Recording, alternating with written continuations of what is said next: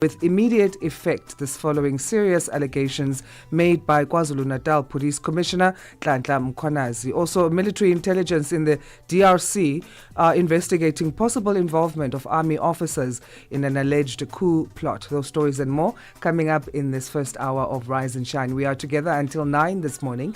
At a minute past 6 Central African time, let's say good morning to the news desk with Onele Nzinzi. SABC News. The African Perspective. Thank you, Asanda, and a very good morning to our listeners. Former Nigerian President Muhammadu Buhari has died in hospital in London. He had been battling ill health for some time. Buhari served as Nigerian president from 2015 to 2023. His victory in 2015 was historic as it marked seamless transition where the incumbent Goodluck Jonathan was defeated. Kailihle Kumalo reports. Former Nigerian President Muhammadu Buhari entered politics in 2003 after the West African country's return to democratic dispensation in 1999. He won the elections in 2015 and positioned himself as an incorruptible leader who was driven by a desire to see change in Nigeria. Buhari joined the Nigerian army in 1961. The military coup in 1983 led to the emergence of General Buhari as head of state. He once served as executive chairman of the Petroleum Trust Fund in 1994.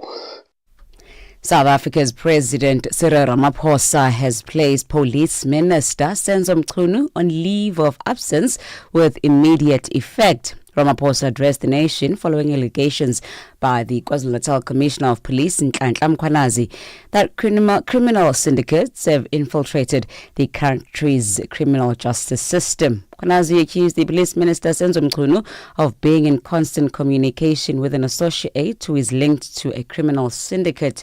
Ramaphosa says Professor Feroz Kachalia will be the acting Minister of Police. I have decided to put the Minister of Police, Mr. Senzo Mchunu, on leave of absence with immediate effect. The Minister has undertaken to give his full cooperation to the Commission to enable it to work properly. I have decided to appoint Professor Feroz Kachalia as acting Minister of Police. Professor Kachalia is currently a professor of law at the University of the Witwatersrand and is the chairperson of the National Anti-Corruption Advisory Council. He previously served as an MEC of Community Safety in Gauteng. The chairperson of the Parliament Portfolio Committee on Correctional Services, Khomotso Ramolobeng, says South Africa's correctional centres are currently housing around 24,000 foreign nationals. The Portfolio Committee has since called the Correctional Services Act to be amended to allow the deportation of foreign nationals incarcerated in South Africa to go and to serve their sentences in their countries of origin. Ramolobeng explains. The committee is, however, seriously concerned that our correctional facilities have so many foreign nationals across the country, but our country has not either also entered into an inmate exchange program with other countries to see how do we mitigate this challenge that we have of foreign nationals in our facilities.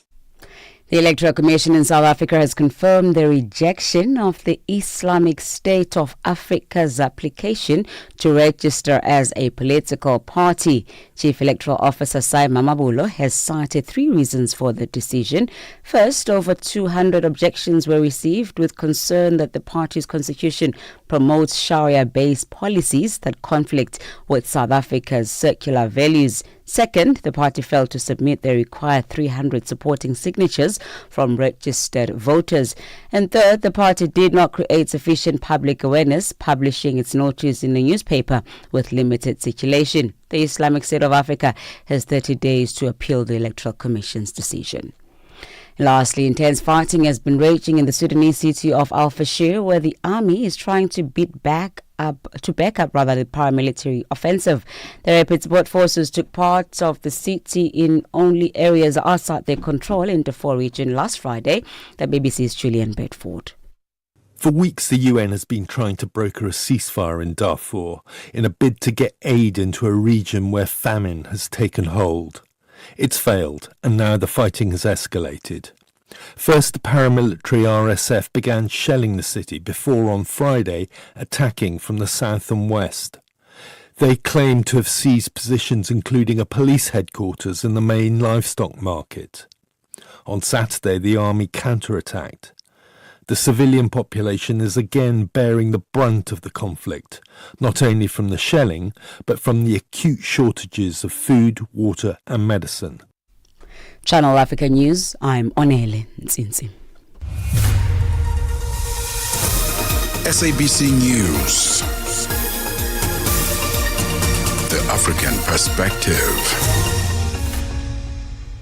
And coming up in your sports news this hour, Chelsea crowned champions of the 2025 FIFA Club World Cup. This after beating PSG by 3-0 last night.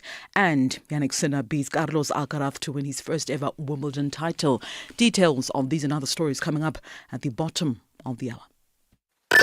Wake up, Africa. Peter Ndoro and Asanda Beda are here to help you rise and shine. Weekdays, 6 till 9 a.m. Central African Time. Only on Channel Africa. Weekdays on Rise and Shine. After the news, we bring you a roundup of some stories that have made headlines in and around our continent that you may have missed, just to put you up to speed, and also expecting what could develop in terms of news stories in this new day and new week. We start today with the South African President Cyril Ramaphosa having suspended Police Minister Senzo Mchunu with immediate effect. This following serious allegations made by KwaZulu-Natal Police Commissioner Nhlanhla Mkhwanazi.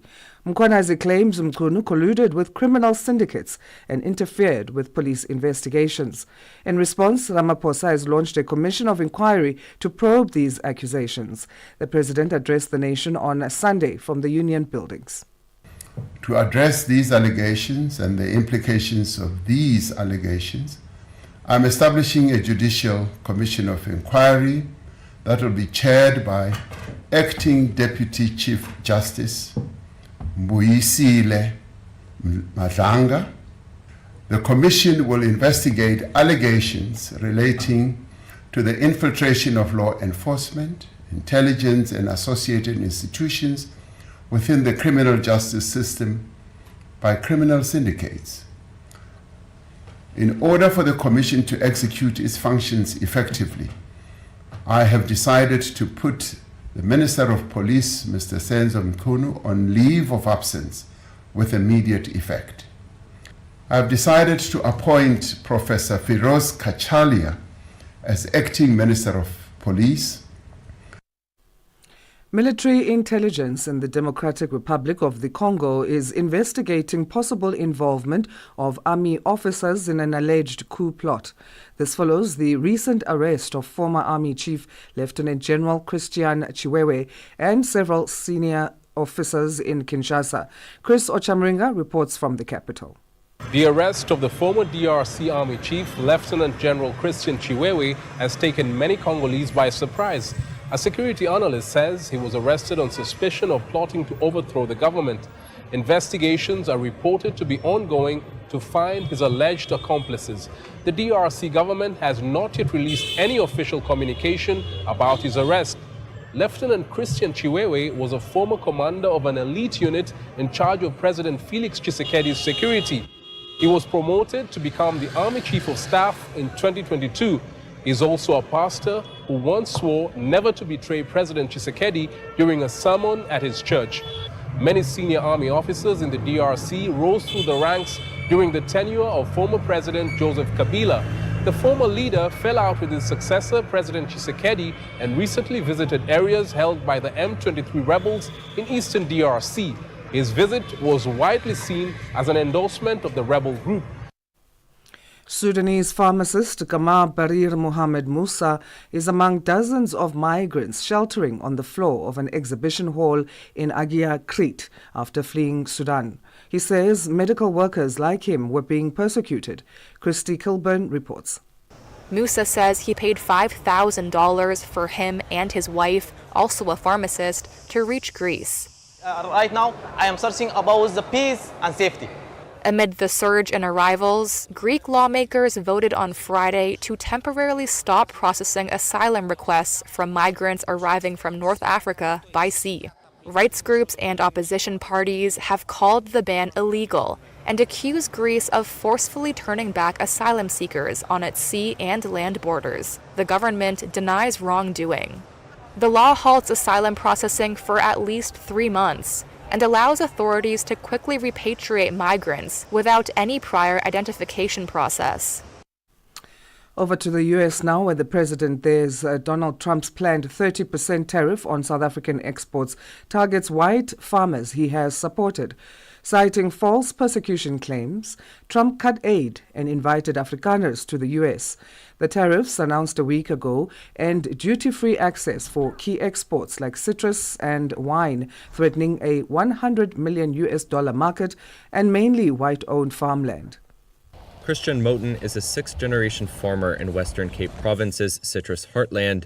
It doesn't make sense for us to welcome South African farmers in America and then the rest that stays behind that wants to secure food security, to punish them for not going to America. After a 3-month pause, Trump escalated his trade war on Monday, targeting over a dozen countries, including South Africa, with steep so-called reciprocal tariffs effective August 1st. The White House said the measures are aimed at addressing what Trump called unfair trade imbalances. With 3/4 of South Africa's freehold land white-owned, white farmers will be among those to face the immediate economic fallout. Lesotho's textile industry stands at a crossroads. Long dependent on duty-free access to the U.S. under AGOA, the sector has been hit hard by President Trump's recent 50% tariff hike, threatening tens of thousands of jobs. Trade and Industry Minister Mokgethi Shelile says the country is now shifting its focus to regional markets, particularly SACU partners. Minister Shelile explains. We are now officially, unless we get another communication, under the 50% tariff. And that is something that our buyers in the U.S. will not touch. They will not come to Lesotho. They have other options if that one continues.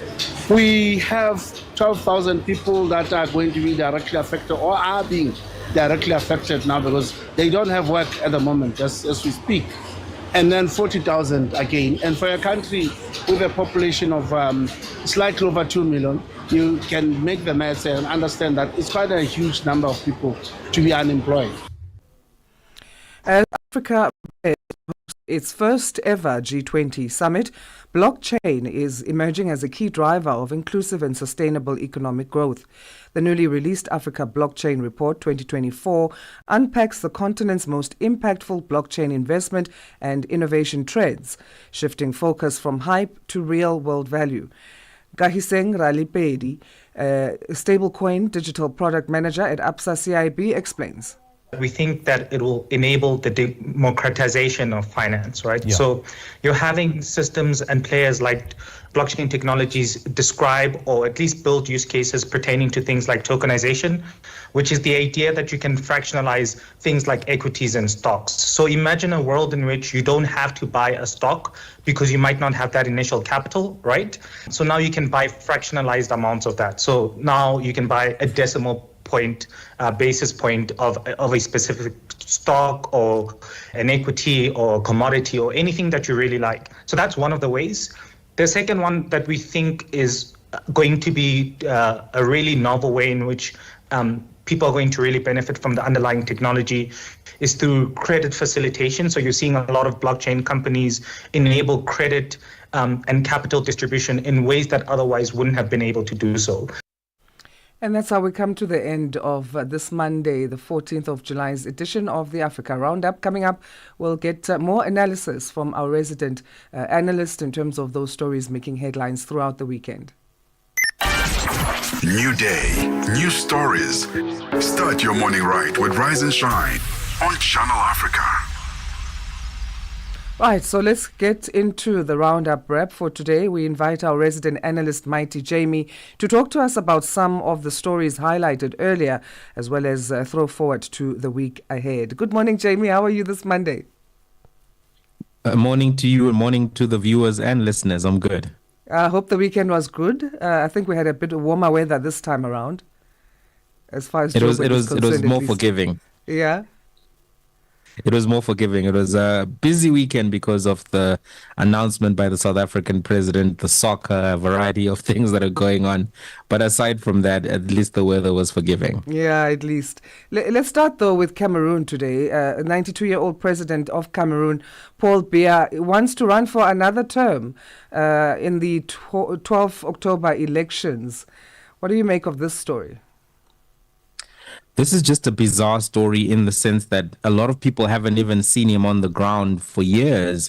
And to have a 92-year-old saying that he is fit and proper to run a country with the challenges that Cameroon is facing is something that is truly bewildering. I mean, the Paul Biya administration has been one of the worst administrations across the continent. And I think it's perplexing, but it does show that these old African leaders, they don't ever want to let go of power. Even Robert Mugabe had to leave kicking and screaming from his seat in power, and he was also in his 90s. So I don't think that Paul Biya is making any positive contribution to the people of Cameroon. I think that he is no longer just Paul Biya. He is the figurehead of an institution where you have a lot of corruption, you have a lot of repression. I've actually been to Cameroon, and I can tell you that I was very disappointed to see the underdevelopment that has occurred under Paul Biya, considering that the country is sitting on large amounts of natural wealth. They've got great agricultural potential, but unfortunately, you don't see that benefiting the people. And if you recall, there was that whole situation with the Anglophone side of the country where people were being repressed and for raising issues that they were speaking about. And I think to have him announce that he's going to run again, it's really bizarre. And I hope that the youth and the people of the country can protest this particular action, because we don't even know right now, his health, the state of his mental acuity, and to really have him as a figurehead now could just be a form of trying to get whoever becomes his vice president to win the election using his name and then take over without going through a normal democratic process. And as such a disappointing development, but it's an expected development. I think nobody thought he wasn't going to run. The question is, where is he? Where's he been living? What is his mental health? Will he submit medical records? I mean, we're going to talk a little bit later about Buhari, but these challenges with Paul Biya are similar to exactly what we saw with Buhari. He doesn't even get healthcare in his own country, doesn't even live in his own country, but still at 92 wants to remain in power. I mean, how long has this guy been in charge? Since the 80s. And for him to continue trying to control this country via remote control, I don't even think it's him anymore. It's his family, it's his network, and I don't think it's fair to the people of Cameroon and helpful to Africa. Right. And speaking of Buhari, then let's move to Nigeria next. The former Nigerian president, Muhammadu Buhari, who led from 2015 to 2023 and was the first to defeat an incumbent at the polls. He has died in London at the age of 82 after a long illness. How will Nigerians and the wider African continent remember former President Buhari? Well, the story of Muhammadu Buhari is one of two chapters, or three, if you will, right? Because you have first chapter being of his rise within the ranks of the military, where I think many people were impressed with him. He was somebody who was viewed as a well-disciplined soldier, somebody who was interested in making sure everything was orderly, and that was his claim to fame, so to speak, as I am a professional soldier, I am a well-disciplined, high-value individual. So when he orchestrated a coup in the 80s, I think it was in 83 to 85, where he was president of the country via a military coup, he was viewed to be somebody who was going to restore order, to stop the corruption. As you recall, Nigeria was going through a period of hyper levels of corruption, hyper levels of instability, coming out of a civil war, if you will, and instability there because of the secession movement in the Biafra, which had also led to economic issues for the country. So there was this appetite for a strong man, there was this appetite for a strong leader, and Buhari presented such credentials when he orchestrated the coup. He then was removed himself via a coup, and many people were unhappy with his administrative period. But he claimed that, he didn't have enough time, and also that, there were so many people opposed to his anti-corruption drive. But his credentials as somebody who fought corruption remained with him. And what we saw then is that when he came back onto the scene, campaigning for the 2015 presidential race, the PDP was viewed as a very corrupt party. Goodluck Jonathan was viewed as running a corrupt administration. There was the issue of security and instability with Boko Haram. If you remember, that was the time of the campaign of Bring Back Our Girls. And as a result of that, there was a lot of anxiety in Nigeria. And the people of Nigeria then voted for the All People's Congress, the APC, and they said, let's give this guy a chance. He's somebody who's strong on military, somebody who's strong in terms of anti-corruption.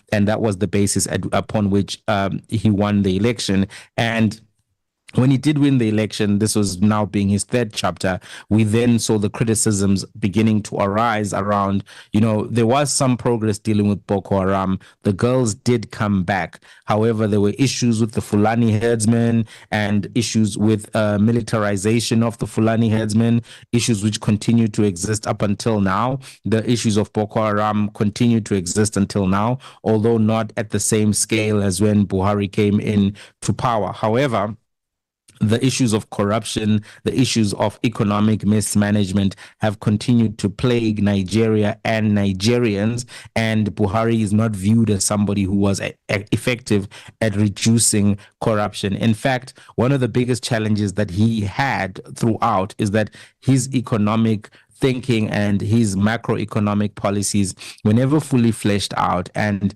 when tested, didn't actually lead to growth. They didn't lead to progression. Right now, his party is still in power, and we've seen now almost a decade of leadership by his party, but the challenges continue to exist. So he'll probably get a very dignified funeral. He'll probably get a lot of praise from the APC and the current president Tinubu. But we must now look at this final question about the death after a long illness in London. This illness, I think, is something that has been part of the discourse around the third chapter of Buhari's life, public life, that is, because people were wondering while he was president about his long absences. He would take medical leaves, special leaves to go to the UK for medical treatment. One, it was an indictment on the healthcare system in Nigeria. Two, it led to questions about his acuity and capabilities to run the state, and also whether or not he was even running the state. And I think this question is similar to what I was saying about Paul Biya, and will be part of what will continue to be a stain, I think, on his legacy, is that you had this old man who was not particularly 100% and fit to governing a country intermittently. And I think the fact that he was sick, unfortunately, you don't choose, when you're going and what kind of diseases will plague you towards the end of your life. But if he had been younger and if he had still had the energy that he had in the 80s, I think he would have had a good presidency in 2015. But unfortunately, time had caught up with him and he wasn't able to be the Buhari that he was in 1983, even though he was successful to a degree in reducing Boko Haram. Right, let's come to South Africa now, a story that you touched on briefly earlier. The president of the country, Cyril Ramaphosa, has appointed a judicial commission to probe corruption and political interference in South Africa's police service. So this follows Police Minister Senzo Mchunu, who has been placed on leave and going to be, first of all, actually, who's taking his position? Who's going to be acting? So this position is going. I think the deputy minister or somebody is going to be in the position for 2 weeks, and then we're going to see the Professor Kachalia coming in as the minister coming after. So this whole situation with, by the way, Prof. Kachalia was my lecturer at Wits University. He was, yes. I found him to be a gentle fellow, but a sharp thinker. I'm a bit worried about his age because he was my lecturer almost 8 years ago. And now, he's going to be dealing with such a department as Ministry of Police. And I think that's maybe a challenging position based on exactly the things I've been saying about the other leaders. And I think it needs a younger person. But that's a side note. Really, what we're seeing here is the president's response or attempted response to the issues that were brought up in terms of the, number one, the criminal syndicates, which seem to have infiltrated not only the police, but the political circles within South Africa, and in such a way that they were able to get the disbanding of the political killings task team. So what we heard from the KwaZulu-Natal commissioner is that he was running this task team. It was very successful in dealing with issues of political killings. But as soon as that task team contributed members to another team in Gauteng, that team then started getting too close to what he identified as a syndicate operating from Gauteng, but nationally in South Africa and possibly also regionally. So these were significant discoveries. And then he says that once those type of developments happened, the task team was disbanded, and he started seeing, correspondence from unidentified or identified individuals who were not within the police, speaking to the minister, speaking to a person who is currently undergoing trial for 3 different murders or attempted murders. And the dynamics and implications of all of that were such that South Africans were outraged and South Africans were looking for answers. And the president then 7 days later came and provided this commission as the solution, as well as the special leave for the current minister of police, as well as the appointments that we've seen now of the acting police minister, who will then be replaced by a new police minister while the special leave goes on. All of this, I think, has been criticized to some degree by South Africans because this is not the first commission that has happened in South Africa of this nature.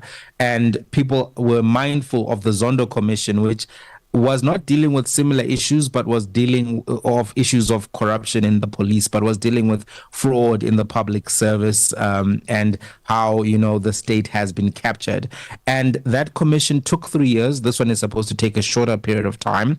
That commission took 3 years, and there have been no convictions. 1 billion rand was spent.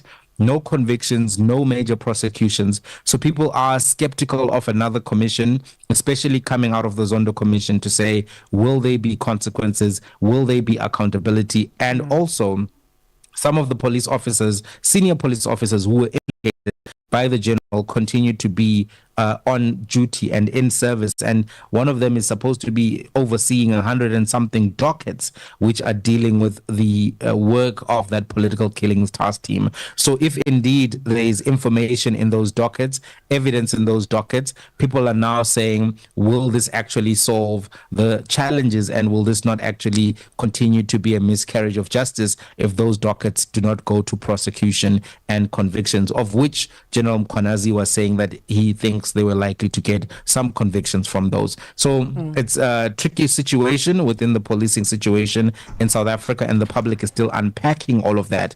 But did the president go far enough? I don't particularly think so, because I think some of the issues are not going to be resolved through a commission, and I'm really curious myself as to the status of those dockets. All right. Let's touch briefly, about 30 seconds that we have. Gabon's local and legislative election process that's begun. Voting is set for September 27. The National Election Commission members have been sworn in, and voter roll revisions will run from July 14 to August 12. How significant are these elections for Gabon's democracy? Well, I think they are significant because they will continue a normalization towards democracy. As we see right now, of course, the the military junta has normalized into a political party, and this is further part of their normalization. And I think it's something that is necessary and useful, and we'll have to follow all of the developments. But as things stand right now, it's going to be a shoe-in for this, junta political party, and they're going to take control. But in and of itself, it's still something worthwhile to normalize towards some kind of democracy as opposed to military rule. And that's a positive development with a caveat. Well, we'll leave it there for today, Jamie. Always great catching up with you and having these insights. Thanks for having me. Good week to you and all the viewers and listeners. And a blessed week ahead for you. Thank you so much. That's our resident analyst, Mighty Jamie, giving us a roundup wrap of some stories that made headlines throughout this weekend and what we can expect, I guess, going into this new week. 31 minutes past 6 Central African time. It's time for news headlines. Here's Onelensins. SABC News. Headlines. The African Perspective. Thank you, Asanda. Former Nigerian President Muhammadu Buhari has died in a hospital in London after battling ill health for some time. Buhari served as Nigerian president from 2015 to 2013. South Africa's President Cyril Ramaphosa has placed Police Minister Senzo Mchunu on leave of absence with immediate effect. Ramaphosa addressed the nation following allegations by the KwaZulu-Natal Commissioner of Police Nhlanhla Mkhwanazi that criminal syndicates have infiltrated the country's criminal justice system. And Donald Trump has said the U.S. will send a Patriot air defense system to Ukraine just 2 weeks after Washington said it would pause some arms deliveries to Kyiv. Channel Africa News, I'm Onele Tsinzi. SABC News. Headlines. The African Perspective. 6:32 Central African time. It's time to take a first look at what's been happening in the world of sport over the weekend, and so much excitement as the new world champions of club football were named yesterday, as they won in an exciting match. I'm pretty sure you'll get news of that on the sports programs this morning, as we say good morning to Musibudi Makura. Sports on Channel Africa. The African Perspective. Thank you so much, Peter. Very good morning from the sports desk. No one expected a Chelsea to beat a Paris Saint-Germain in the final of the FIFA Club World Cup, but it happened last night. Cole Palmer inspiring and a stunning Chelsea performance as they downed European champions Paris Saint-Germain to win their first edition of the newly expanded FIFA Club World Cup. Now, the England attacking midfielder scored twice and set up a brilliant third goal for the new signing João Pedro in a comprehensive 3-0 victory over the on-form PSG at the MetLife Stadium in New York last night. So among the 81,118 people in attendance, the biggest of this year's tournament was US President Donald Trump, who also sat alongside the FIFA President Gianni Infantino, as Chelsea took their earnings to about $121.3 million as they became world champions. Let's hear from the manager, Enzo Maresca. Yeah, very proud, very happy for the players. What a moment, Club World Cup. We won this competition and we are very, very happy. No, yeah, it's been a lovely journey, all through all the season in this competition. We went, group stage and then another game, another one. And today I think the performance was top against a top opposite. Meanwhile, staying with that FIFA Club World Cup tournament, FIFA President Gianni Infantino hailing the tournament a success and learning from the criticism levelled at the tournament on issues ranging from the extreme heat to stadiums that were only half full for some matches. Infantino said he preferred to have more fans in larger stadium, even if it meant they did not fill them, and also suggested stadiums with roofs could be prioritized for day games during next year's FIFA World Cup, which will be hosted in the USA along with Canada as well as Mexico. Now, the FIFA president also said the idea that European spectators as well as clubs were particularly critical was not founded. Now, Brazilian great Ronaldo, who was at the event along with other former players, echoed the FIFA president and also said the criticism had been limited. Onto the story now. The Confederation of African Football has concluded a highly successful 8-day inspection tour of the host events for the upcoming Total Energies CAF African Nations Championship Chan tournament that is set to be co-hosted by Kenya, Tanzania as well as Uganda from the 2nd until the 30th of August. The final round of inspections as well as the workshops kicked off in Nairobi, Kenya last Thursday, where the CAF delegation conducted final inspections at the Kasarani Stadium, which will host the final, as well as the Nile National International Stadium. The inspection also proceeded at the Amam Stadium in Zanzibar, as well as Dar es Salaam's Benjamin Mkapa Stadium, which is set to host the opening ceremony. Now, the final rounds of inspections concluded last Thursday on the 9th of July at the Mandela International Stadium in Kampala, Uganda. The comprehensive inspection mission was led by CAF's various functional leads from key departments such as competitions, marketing, media, broadcast, safety as well as security and infrastructure, who also were joined by the local organising committee counterparts across the 3 host nations. Now, the successful inspection also reflects the collective readiness as well as the growing excitement across the 3 host nations ahead of the start of the competition next month. While remain on the continent, Mauritania head coach Aritz Lopez Garay has named a 25-man squad for the upcoming Total Energies African Nations Chan tournament. This as the West African nation looks to make a statement in East Africa. Now, the locally based selection will represent Mauritania at the continental tournament, which will take place from the 2nd until the 30th of August across Kenya, Tanzania, as well as Uganda. It will also be the first time the competition is co-hosted by 3 nations. Lopez Garay, the Spanish tactician who took charge earlier on this year, has opted for a blend of experience as well as youth drawn exclusively from the domestic league. The squad will undergo final preparations during a week-long camp this week that will start from the 9th until the 15th of July, as well as build up, of course, to what promises to be a fiercely competitive Group B. Mauritania has been drawn alongside Burkina Faso, the Central African Republic, the Madagascar, as well as the host nation Tanzania, in a group that features also varying styles as well as high stakes. The Lions of Chigute will also be aiming to bounce back from the disappointment of missing out on the 2025 Total Energies Cup of Nations, Africa Cup of Nations tournament in Morocco, by putting up a strong performance at the Chan tournament, which is exclusively for the locally based players. And finally, the world number 1 Yannick Sinner won his first ever Wimbledon title by wearing down Carlos Alcaraz in another high-quality Grand Slam final between the dominant forces of the men's game. Italy's Sinner claimed a 4-6, 6-4, 6-4 and a 6-4 victory at the All England Club, avenging his brutal French Open defeat by the Spanish world number 2 Alcaraz just 35 days ago. Now, Sinner, who served a 3-month doping ban earlier on this year, had also claimed the 4th Grand Slam title of his career and his first ever major victory, not only on the hard court. Composed as well as a clinical performance from a top seed ended Alcaraz's 24-match winning streak, essentially Sinner becoming the first Italian to win a Wimbledon title. Yeah, it's so special because seeing, my parents here, my brother, my whole team, it's amazing because I had a very tough loss in Paris. So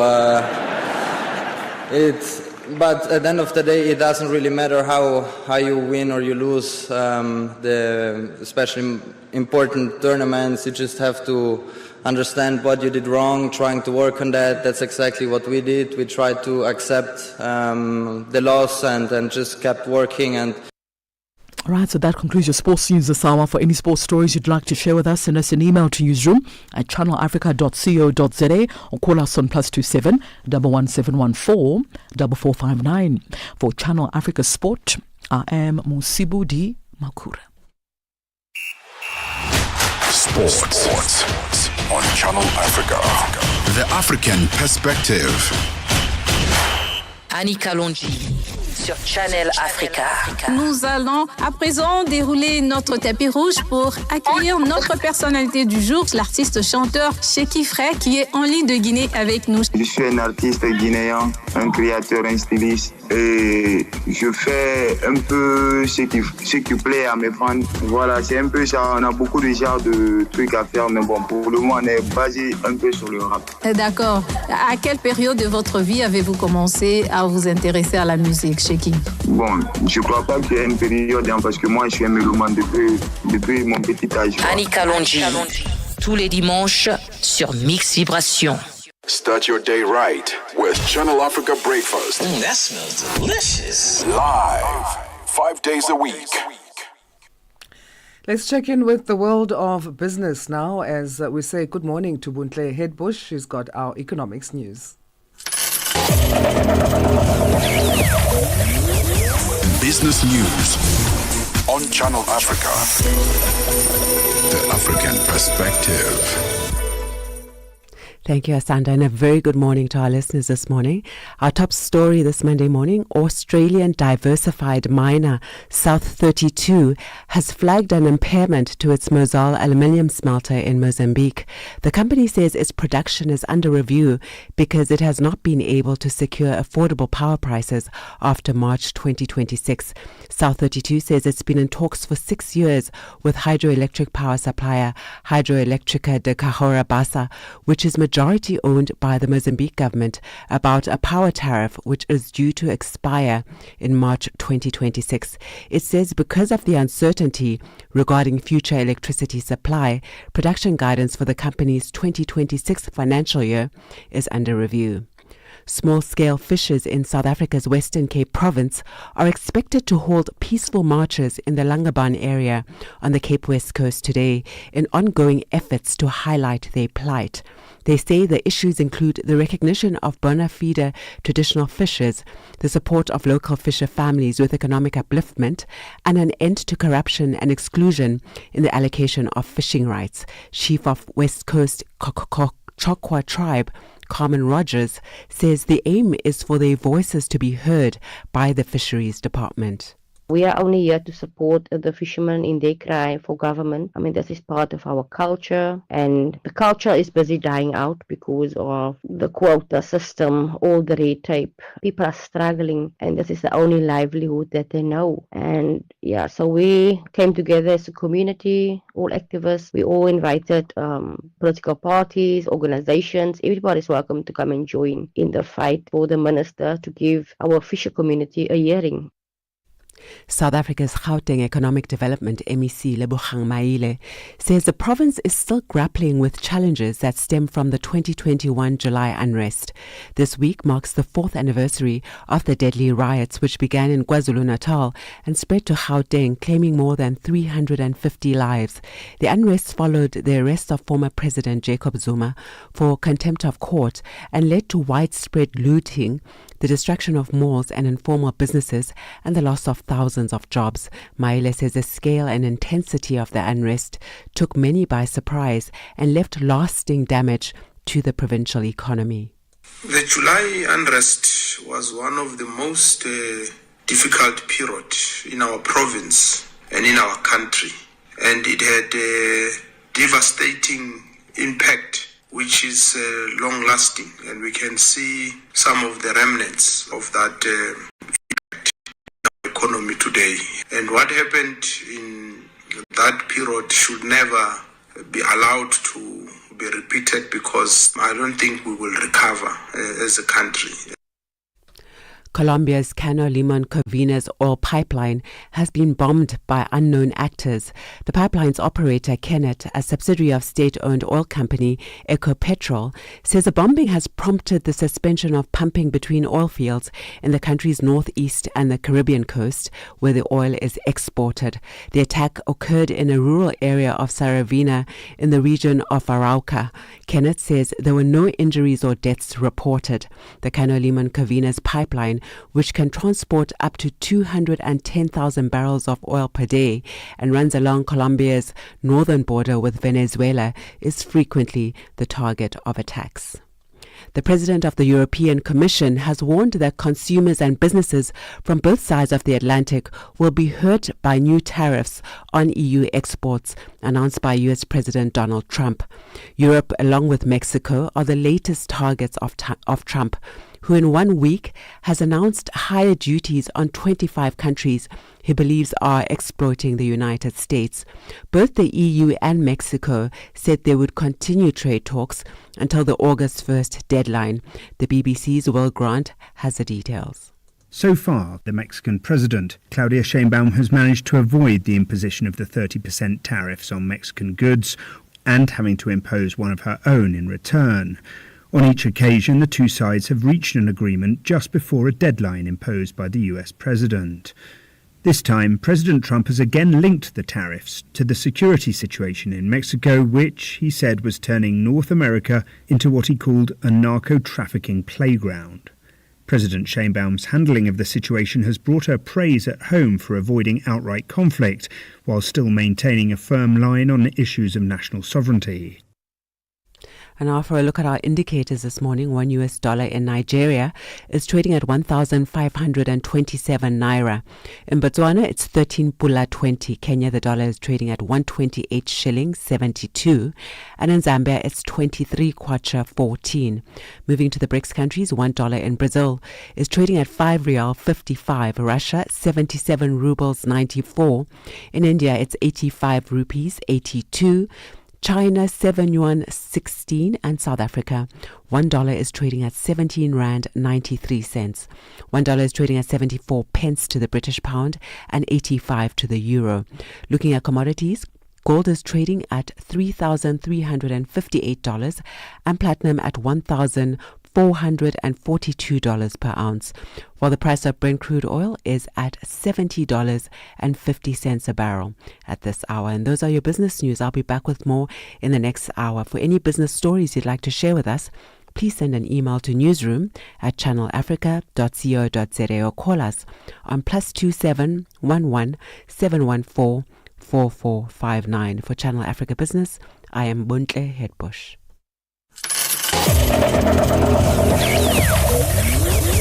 Business News on Channel Africa. The African Perspective. G20 in Africa, exclusive to Channel Africa.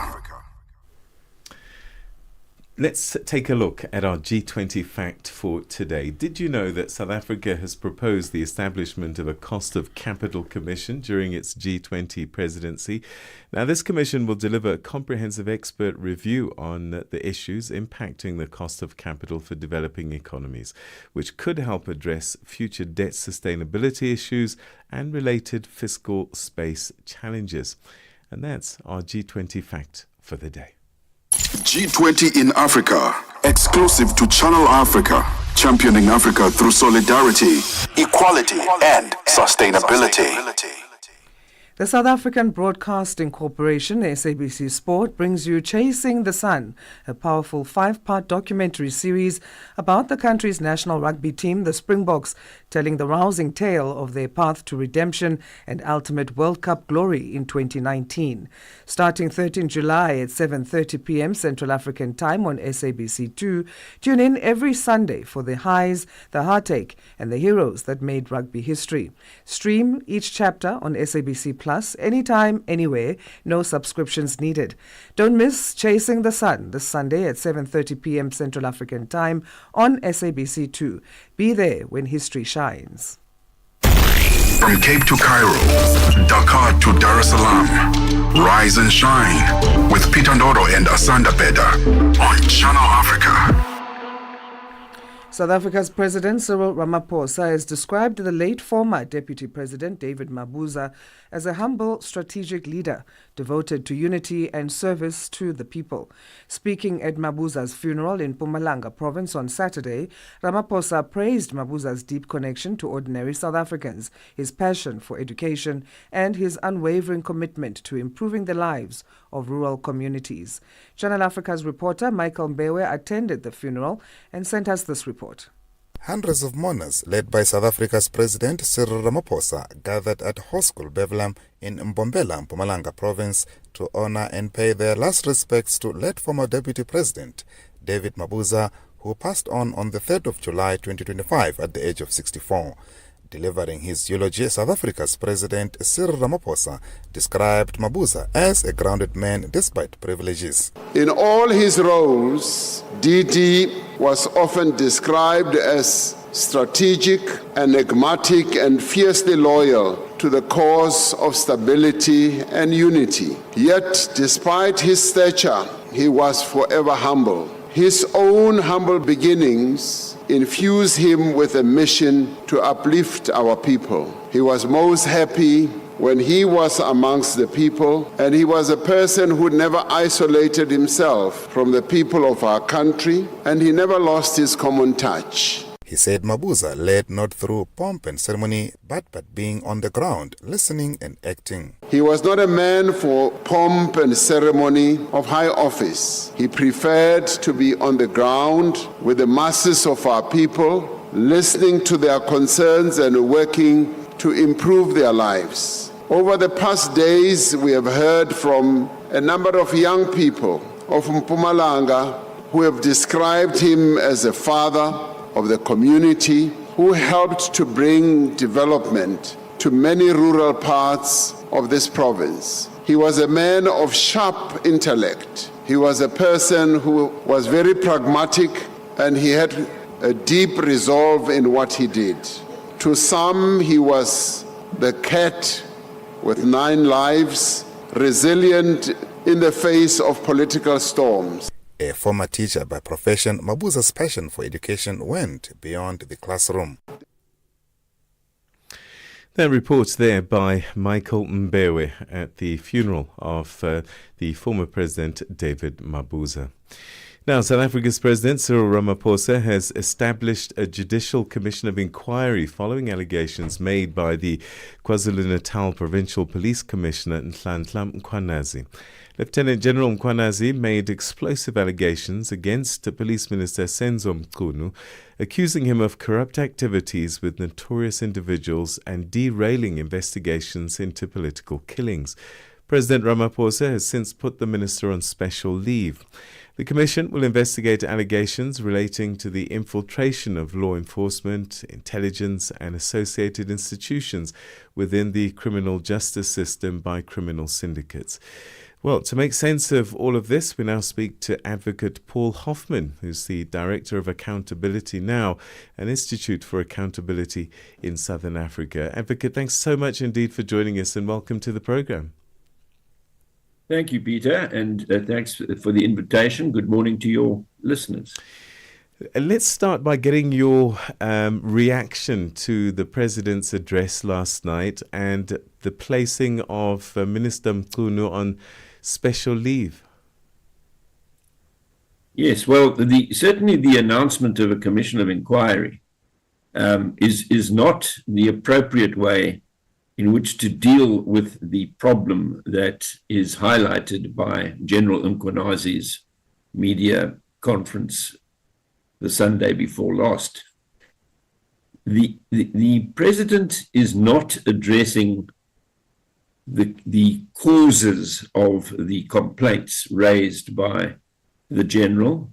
He's addressing the symptoms. So he seeks to allow a commission of inquiry, which is a fact-finding mission rather than a branch of the executive of the country. And in so doing, he ignores the causes of the complaints that the general has raised in relation to what could really be described, if you want to do it in one sentence, as state capture 2. That is what has been going on according to the tenor of the matters raised by the general. What ought to be happening, if there is any attachment to the rule of law, and both in his statement last night and in his initial reaction while he was still in Brazil, the president has invoked the rule of law. Well, the rule of law requires that the judgments of our courts be respected and implemented by those to whom they relate. And there is a judgment going all the way back to 2011 in which the highest court in the land, the Constitutional Court, has ruled that a body outside the control of the executive ought to be created to deal with corruption in South Africa. Now, I don't have to tell you that that has never happened. The anti-corruption machinery of South Africa resides in the Hawks, which is a police unit. It resides in the Investigating Directorate, which is part of the National Prosecuting Authority, and neither of those are a body outside executive control. That is the problem. The problem is that political meddling in the work of those tasked with dealing with corruption has undermined the rule of law in South Africa to such an extent that we are now looking at state capture too. And to appoint a commission of inquiry into that without actually committing the country to a reform that goes to the root of the problem is an exercise in futility, and it will turn out that way as well. It may be that this particular round of state capture will be hit on the head because of what is revealed in the investigations of the Commission of Inquiry, but it doesn't address the cause of the problem. The cause of the problem is an absence of suitable entity, right, body in South Africa that is clothed with the various characteristics that were laid down by the Constitutional Court when it gave that ruling, that a body outside executive control. Did the Constitutional Court say how a body like this would be constituted and who would give it its authority? Yes, it ordered Parliament to process remedial legislation within 18 months, and it said in the judgment that it does not tell Parliament what to do. Parliament has its own job, but that it did expect Parliament to make the reasonable decision of a reasonable decision maker in the circumstances in order to bring to life the body that it envisages, and that body would be a single body of specialists who are trained in the expertise of fighting corruption and do nothing other than anti-corruption work. They would be in an institution that is operationally and structurally independent of the executive branch of government. All right. Also, Advocate Hoffman, we've run out of time, but very briefly, is special leave enough for Senzo Mchunu? Well, it depends on how the special leave ends. It's certainly important that he should be out of the loop while the investigations are going on. But the real problem in relation to putting him on special leave is that it's been announced that the chairman of the National Anti-Corruption Commission is going to be the person who takes over there, which is problematic. Advocate Hoffman, we're going to have to leave it, unfortunately. We've run out of time, but thank you so much indeed for giving us some insight on what could and should have been done. Thanks for your time. Thank you for the opportunity.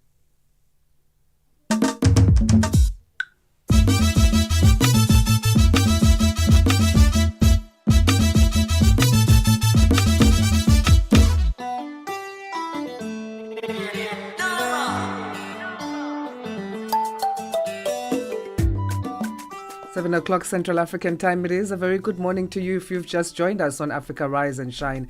This is Channel Africa coming to you live from our Johannesburg studios. In this next hour of the show, we look at Malawi officially beginning the 2025 election campaign period and Nigeria's former president Muhammadu Buhari having died. My name is Asanda Beda.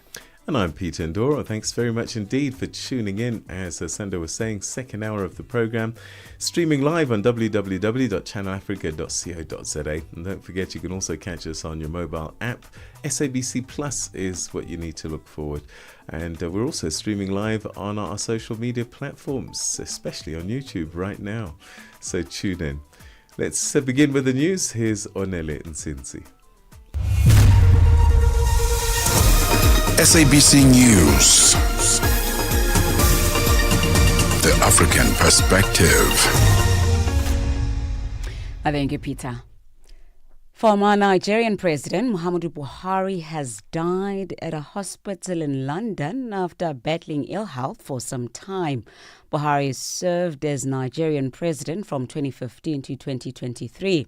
His victory in 2015 was historic as it marked seamless transition where then incumbent Goodluck Jonathan was defeated. Kailehle Kumalo reports.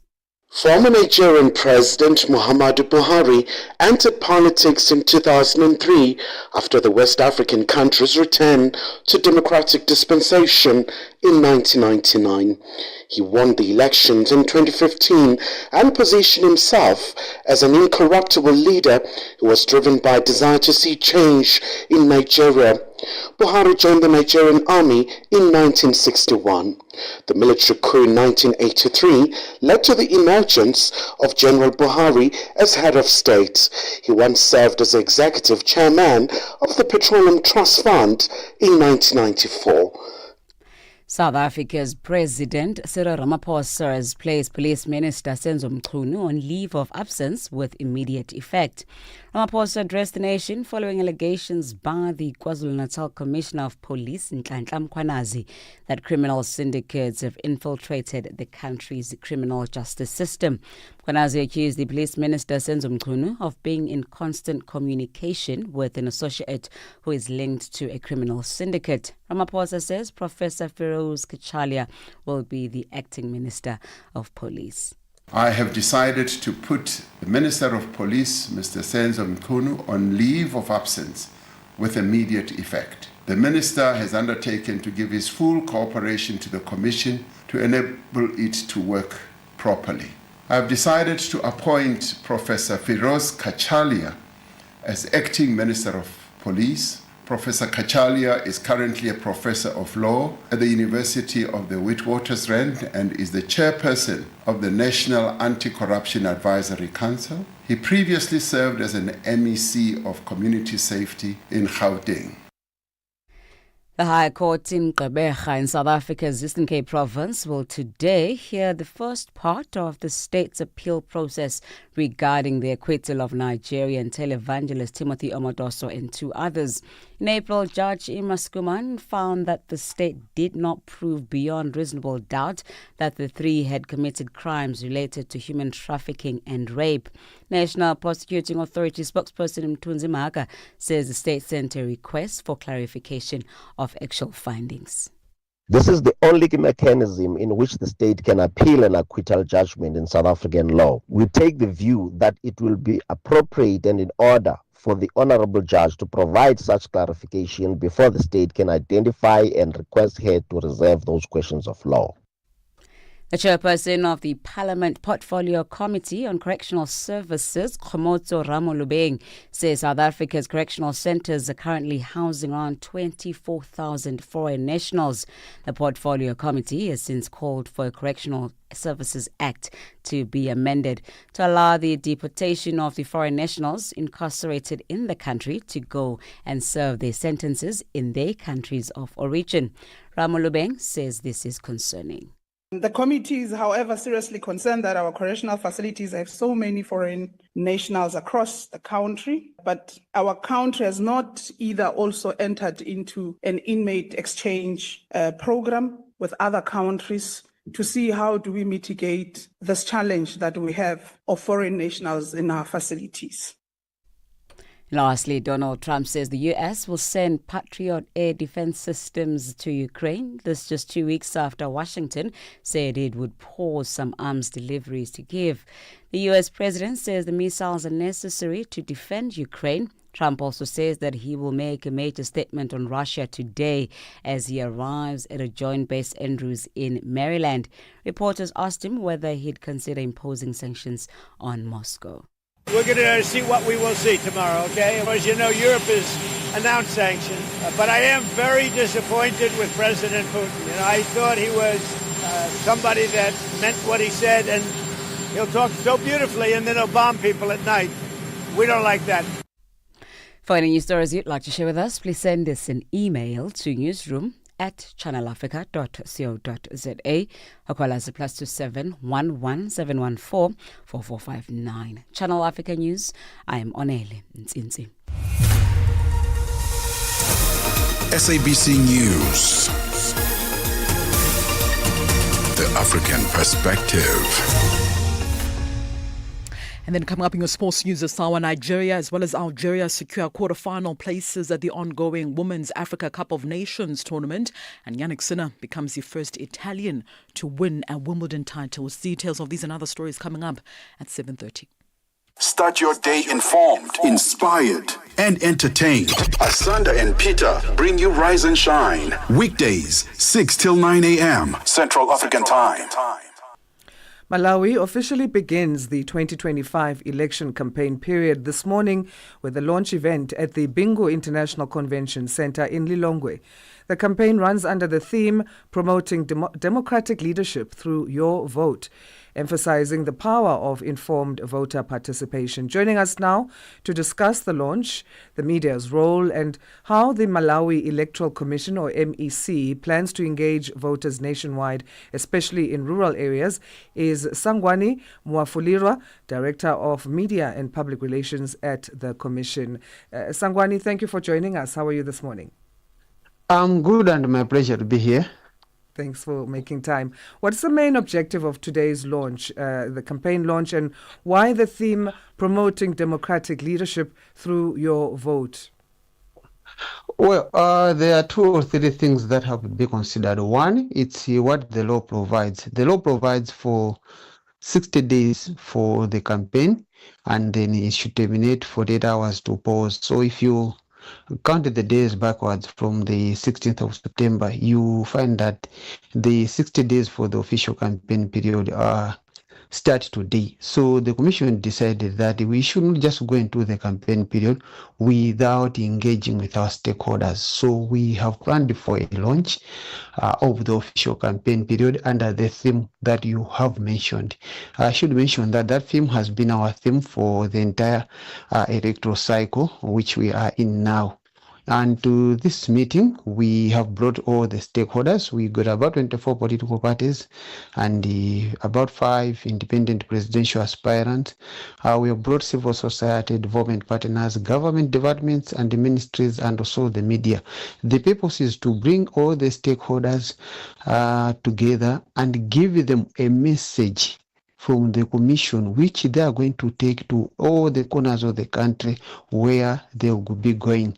This is part of building the hype, and you should know that we do recognize that this issue is of concern to the nation. So what we have done is, apart from bringing the stakeholders together, we have also arranged for media coverage of this event on 25 radio stations and TVs. The purpose is for us to reach out to every Malawian who is outside there, but they have got a concern with the election. You agree that the campaign period is also a critical time, like the polling itself. So you want it to be characterized with activities that enhance the credibility of the process in line with our theme.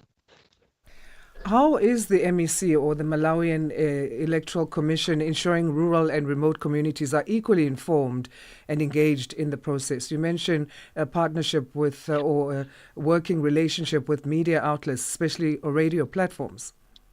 Yes, there are 2 or 3 things that we can say. We got what we call constituency civic and voter education assistant. These are people that we have employed to work with the communities at the grassroots. So in each and every constituency, 229 of them, there are people full-time working there, working with the traditional leaders, working with faith leaders. So their job is to visit the churches, to visit the social engagements, whether they are weddings, their funerals.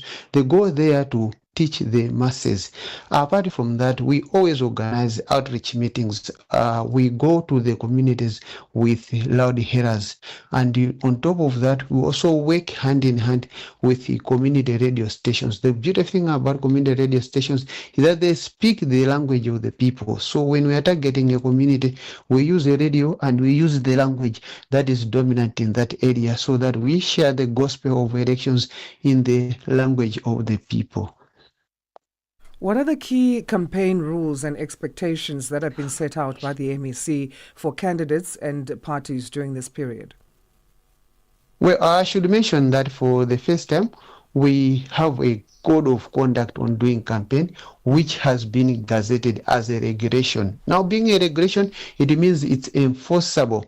If somebody breaks, there's a fine of 5 million. If they do it repeatedly, the commission has been given powers within the law to ban, or I can say disqualify, such a person or political party. So the code of conduct has spoken much things about which are in general, but we also have added the issues of not using public sources, the issue of foreign protocol when you want to access a public place, not using public places when it's working time, even like school time, the use or non-use of violent, procuring other people to engage in violent activities, defacing material or campaign posters of other candidates, and all of the other issues which might be a deterrent to holding of credible elections.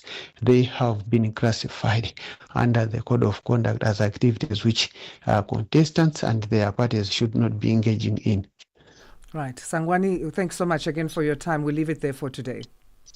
Thank you so much. It was my pleasure. Great. Sangwani Mwafulirwa is Director of Media and Public Relations at the Malawi Electoral Commission.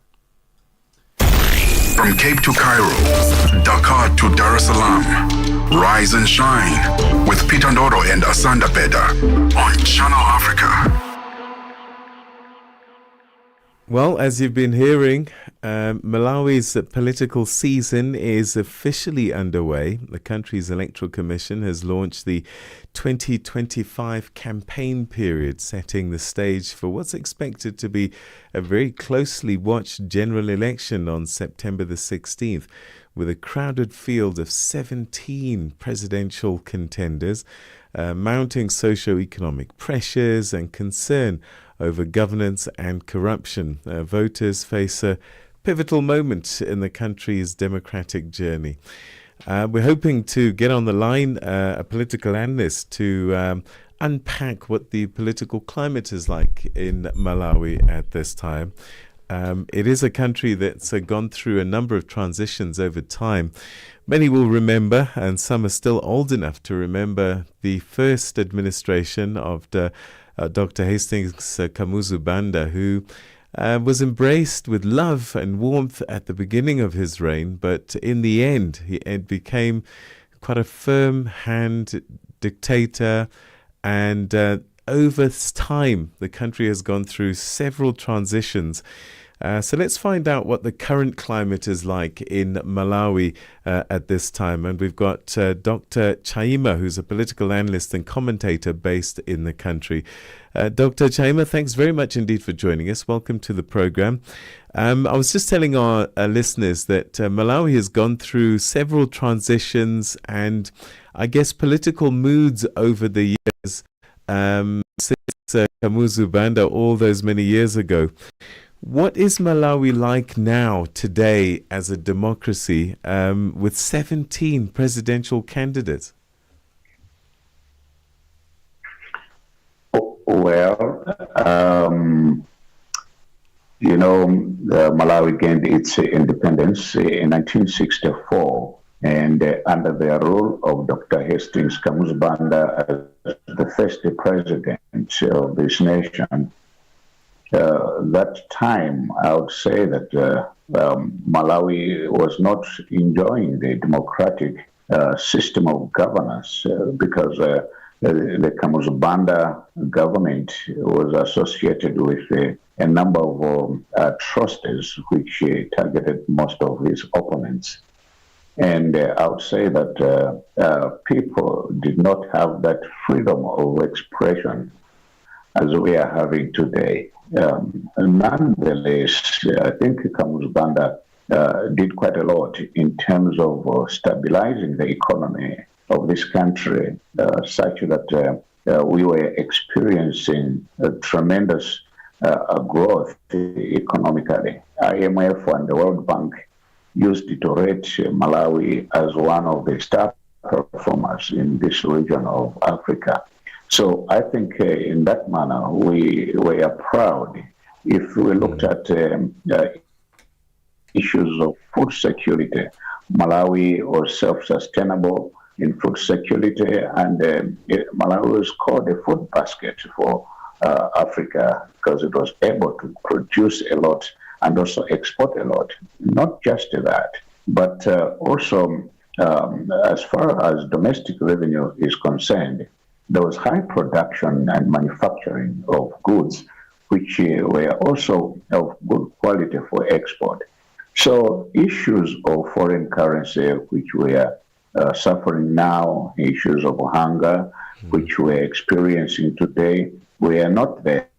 But I think we had a big deficit in terms of exercising our democratic right until 1992, when the referendum decided that we should revert back to the system of democracy which we have now. And now, as you have rightly said, we are having an election in September, and there are 17 candidates who are lined up. Out of 17 candidates, all of them male, and we only have one female candidate, the former president, Her Excellency Dr. Joyce Banda, who is representing, I would say, majority of female contestants in other positions like MP or councillors. But I think she's quite at the center of attraction because of her gender balance. So I would say that Malawians are experiencing tremendous growth of democracy, despite the fact that this election preparation has also been associated with a number of violent acts by different political parties. Some of these violent acts have happened in the presence of the police and the army, a thing which has also brought some suspicion and fear that maybe the forthcoming election may not be such a free and fair election that can give us a credible results. But I would say that such kind of act is also denying Malawians their fundamental rights and freedoms. You know, where freedoms and the fundamental rights are being violated, it means democracy is also suffering. What are the big issues this time around? There was so much hope when Dr. Chakwera came into power.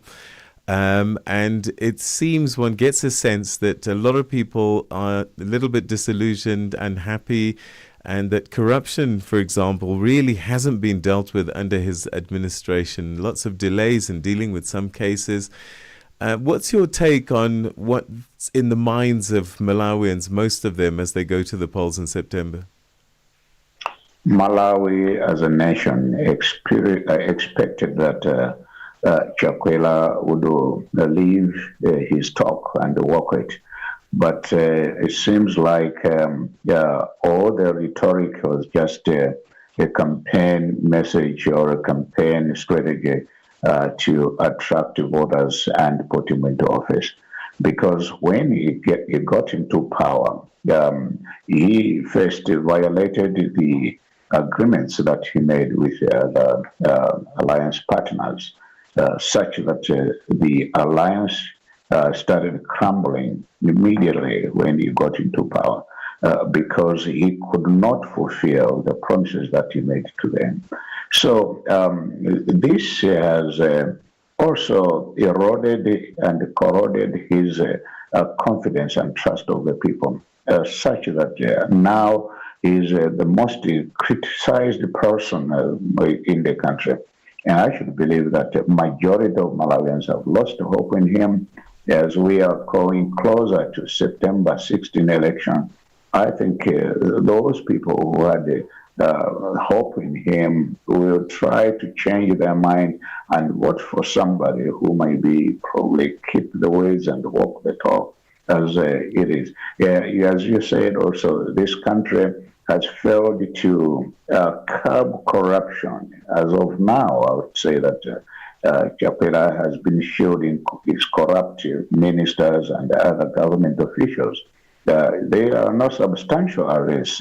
The few arrests which were done have no cases been concluded, and they have been taken back into their offices. So this is a great indication that he's a man who has failed to deal with corruption in this country, and actually the level of corruption in Malawi has risen beyond what it was during the DPP era.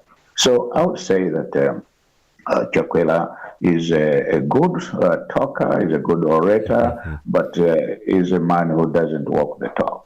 All right. Dr. Chaima, I have no doubt we're going to speak quite a bit in the coming weeks in the lead up to the election. But for today, thank you so much indeed for your initial insights. You are very welcome. Thank you. Enjoy your day. Thank you. That's Dr. Chaima, political analyst and commentator based in Malawi, giving us his take ahead of those important September elections. From Cape to Cairo, Dakar to Dar es Salaam, rise and shine with Peter Ndoro and Asanda Beda on Channel Africa.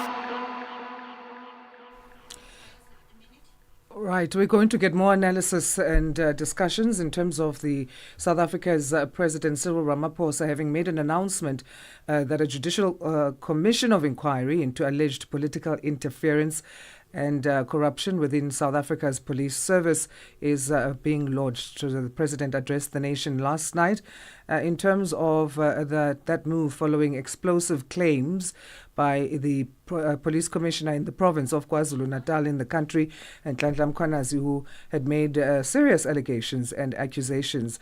So let's unpack this particular story with in terms of the political implications at this moment, and we're joined by political analyst Professor Susan Boysen to do that. Professor Boysen, good morning to you. Thanks for making time to talk to us.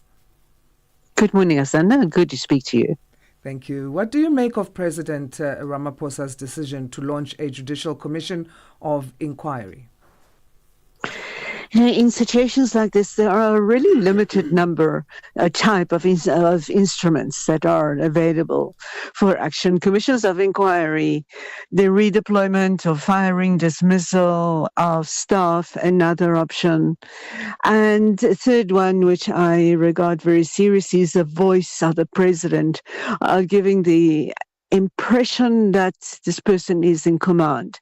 And in a way, all three of these instruments were used. We have this judicial commission of inquiry. We have the Minister of Police being given special leave, and the president did give some of his voice, although I thought that could really have been more definitive, because this is a crisis that goes right into the heart of state power for South Africa. And I think he could have elaborated more. He could have given us more on the terms of reference of this commission of inquiry. We have the fields in which they will be focusing, and we have an approximate initial timeline. But simultaneously, and I think the president should have addressed that explicitly in his address last night, that is the comparison with other commissions of inquiry, including, for example, the Farnham Commission of Inquiry of 2012 in South Africa into the Marikana mine killing by police, the workers there, disaster. And we see that there, in other cases, there have not been sufficient follow-up. We can also think that there have been other bodies of investigation that have looked at the role of police, South African Police Service in South Africa. For example, the National Development Plan, not a body of inquiry, but a serious policy body, they made recommendation on how the police should be restructured. There have been other cases as well in certain of these formal institutions where we've had serious recommendations but no follow-up. High-level panel of state security is one of them. And therefore, this is an instrument that is available, but I believe the president should have been much more meticulous in reassuring South Africans that this is a body that can make a definitive change. We are not there yet, and South Africans are really suffering disillusionment with commissions of inquiry because we've had so many, including the very recent huge Asanda Commission report into state capture, which a few years after the results have been released, have still not made any progress on prosecutions.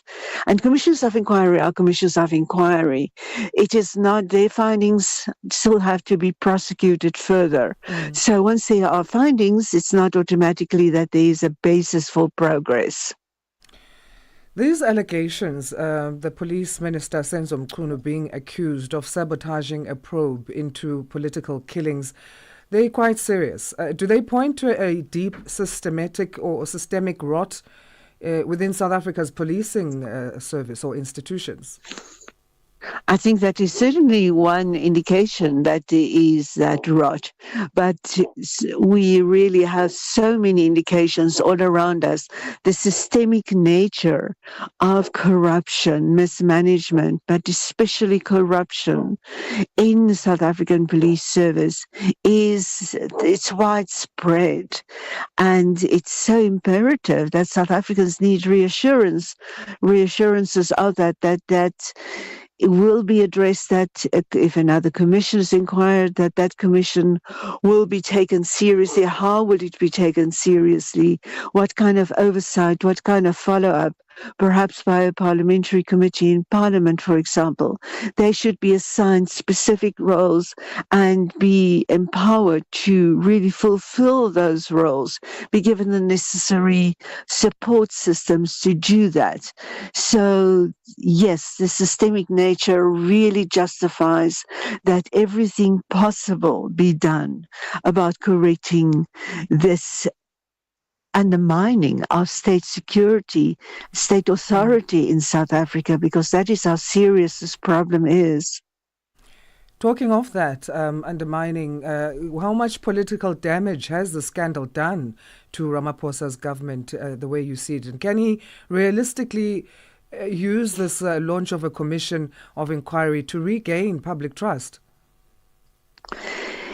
Well, we haven't got much options. It is one of the few instruments that is available to us to do that.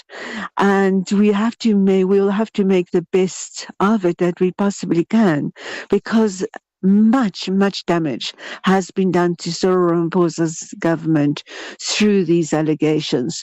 Police Minister Senzo Mchunu is also one of the persons in cabinet very close to Cyril Ramaphosa.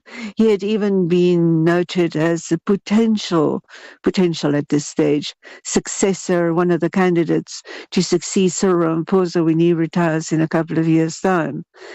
And but because he's so close to Ramaphosa, it has really done a huge amount of damage to the credibility and to the integrity, the impressions of the integrity of the government. And much work, systematic work, will have to be done.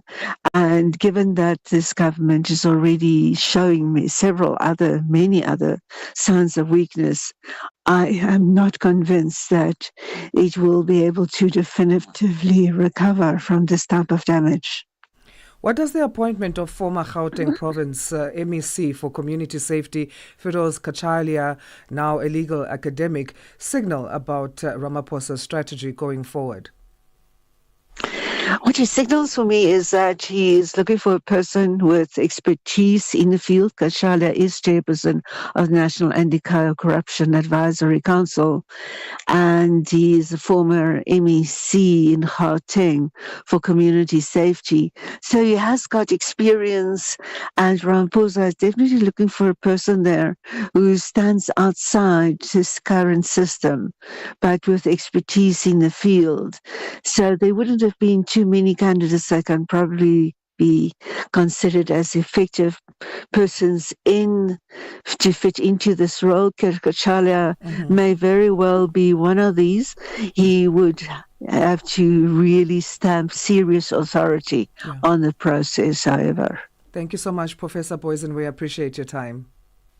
Thank you. Okay. Professor Susan Boysen helping us unpack President Ramaphosa's address and the broader implications of the allegations made by General Mkhwanazi. She's a political analyst. 7:30 Central African Time. Let's say good morning to Onele Nzinzi for news headlines. SABC News. Headlines. The African Perspective.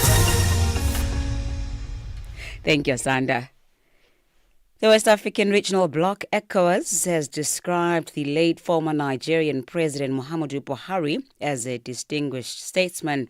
However, Nigerians have divided views of the former president who died at a clinic in London at the age of 82 yesterday. South Africa's Democratic Alliance leader John Steenhuisen says members of the Government of National Unity were not consulted on the President Cyril Ramaphosa's decision following allegations that criminal syndicates have infiltrated law enforcement agencies in the country. And Britain says US President Donald Trump has formally accepted an invitation from King Charles for an unprecedented second state visit to the UK in September. Channel Africa News, I'm Onele Nzinzi. SABC News. Headlines. The African Perspective. Time now for some sports. Good morning, Musibudi Makura. Sports on Channel Africa. The African Perspective. Thank you so much, Peter. Very good morning once again from the sports desk. Let's start with football news. So Algeria secured a vital point in a goalless draw against Nigeria to reach the quarterfinals of the Total Energies Women's Africa Cup of Nations tournament for the very first time in their history. So the tightly contested encounter at the Stade Labri Zaole in Casablanca last night saw Nigeria dominate the possession and create the bulk of the chances, but Algeria's defensive organisation and goalkeeper Chloe Nagazi's heroics ensured the spoils were shared on the night. Now, with Botswana beating Tunisia by 2-1 in the other group's other match, Algeria's hard-earned point was enough to see them finish second in Group B with about 5 points behind Nigeria, who topped the group with about 7 points. So that result now means Nigeria will face off with the runner-ups from Group A, that's Zambia, while Algeria prepare for a historic knockout stage appearance against Morocco in a tournament that they entered as the underdogs. Further field now, Cole Palmer inspired a stunning Chelsea performance as they downed European champions Paris Saint-Germain to win the first edition of the newly expanded FIFA Club World Cup tournament. Now, the England attacking midfielder scored twice and set up a brilliant third goal for new signing João Pedro in a comprehensive 3-0 win over the informed PSG at the MetLife Stadium in New Jersey last night. Among the 81,118 people in attendance, the biggest of this year's tournament was the US President Donald Trump, who sat alongside the FIFA President Gianni Infantino as Chelsea took their earnings to about $121.3 million as they became world champions. Let's hear from Chelsea manager Enzo Maresca. Yeah, very proud, very happy for the players. What a moment, Club World Cup. We won this competition and we are very, very happy. No, yeah, it's been a lovely journey, through all the season in this competition. We went, group stage and then another game, another one. And today I think the performance was top against a top opposite. Meanwhile, the FIFA president Gianni Infantino hailed the tournament a success, learning from the criticism levelled at the event on issues ranging from extreme heat to stadiums that were only half full for some matches. So Infantino said he preferred to have more fans in larger stadiums, even if it meant they did not fill them up, and also suggested stadiums with roofs could be prioritised for day games during next year's FIFA World Cup, which will be hosted in the USA along with Canada as well as Mexico. So the FIFA Club World Cup, or rather the FIFA president, should I say, also said the idea that European spectators as well as clubs were particularly critical was not founded. Meanwhile, Brazilian great Ronaldo, who was also at the event along with other former players, echoed the FIFA president and also said the criticism had been limited. On to tennis news now. The world number one Jannik Sinner won his first ever Wimbledon title by wearing down Carlos Alcaraz in another high-quality Grand Slam final between the dominant forces of the men's game. So Italy's Sinner claimed a 4-6, 6-4, 6-4 and a 6-4 victory at the All England club, avenging his brutal French Open defeat by Spanish world number 2 Alcaraz just 35 days ago. Now Sinner, who served a 3-month doping ban earlier on this year, has claimed the 4th Grand Slam title of his career and a first major victory not only on a hard court. A composed as well as a clinical performance from the top seed ended Alcaraz's 24-match winning streak and of course becoming the first Italian to win a Wimbledon title. Yeah, it's so special because seeing my parents here, my brother, my whole team, it's amazing because I had a very tough loss in Paris, so But at the end of the day, it doesn't really matter how you win or you lose. The especially important tournaments, you just have to understand what you did wrong, trying to work on that. That's exactly what we did. We tried to accept the loss and just kept working. And meanwhile, Iga Swiatek also described the surreal feeling after clinching her first Wimbledon title with a 6-love victory over American Amanda Anisimova on Saturday. Both players were appearing in their first ever Wimbledon final, but Poland's Swiatek looked more assured from the very start as she stormed to a victory over the American in just 57 minutes to win her 6th Grand Slam title.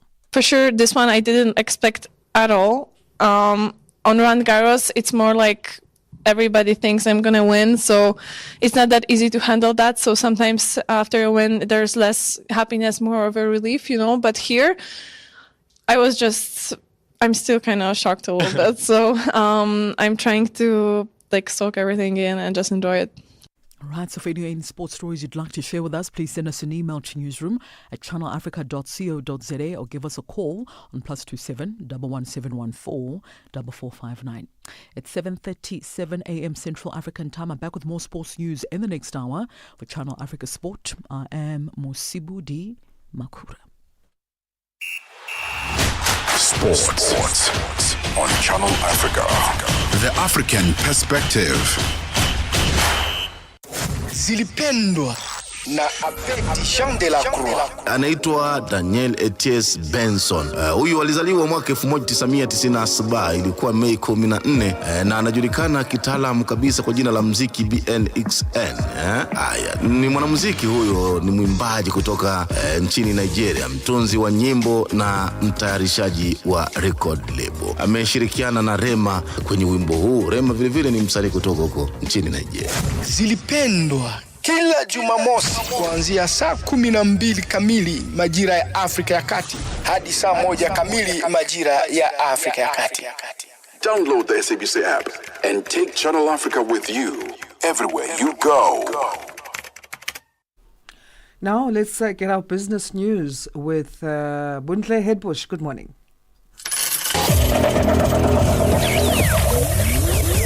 Business news on Channel Africa. The African Perspective. Thanks, Asanda. Good morning. And our top business story this morning, Australian diversified miner South 32 has flagged an impairment to its Mozal aluminium smelter in Mozambique. The company says its production is under review because it has not been able to secure affordable power prices after March 2026.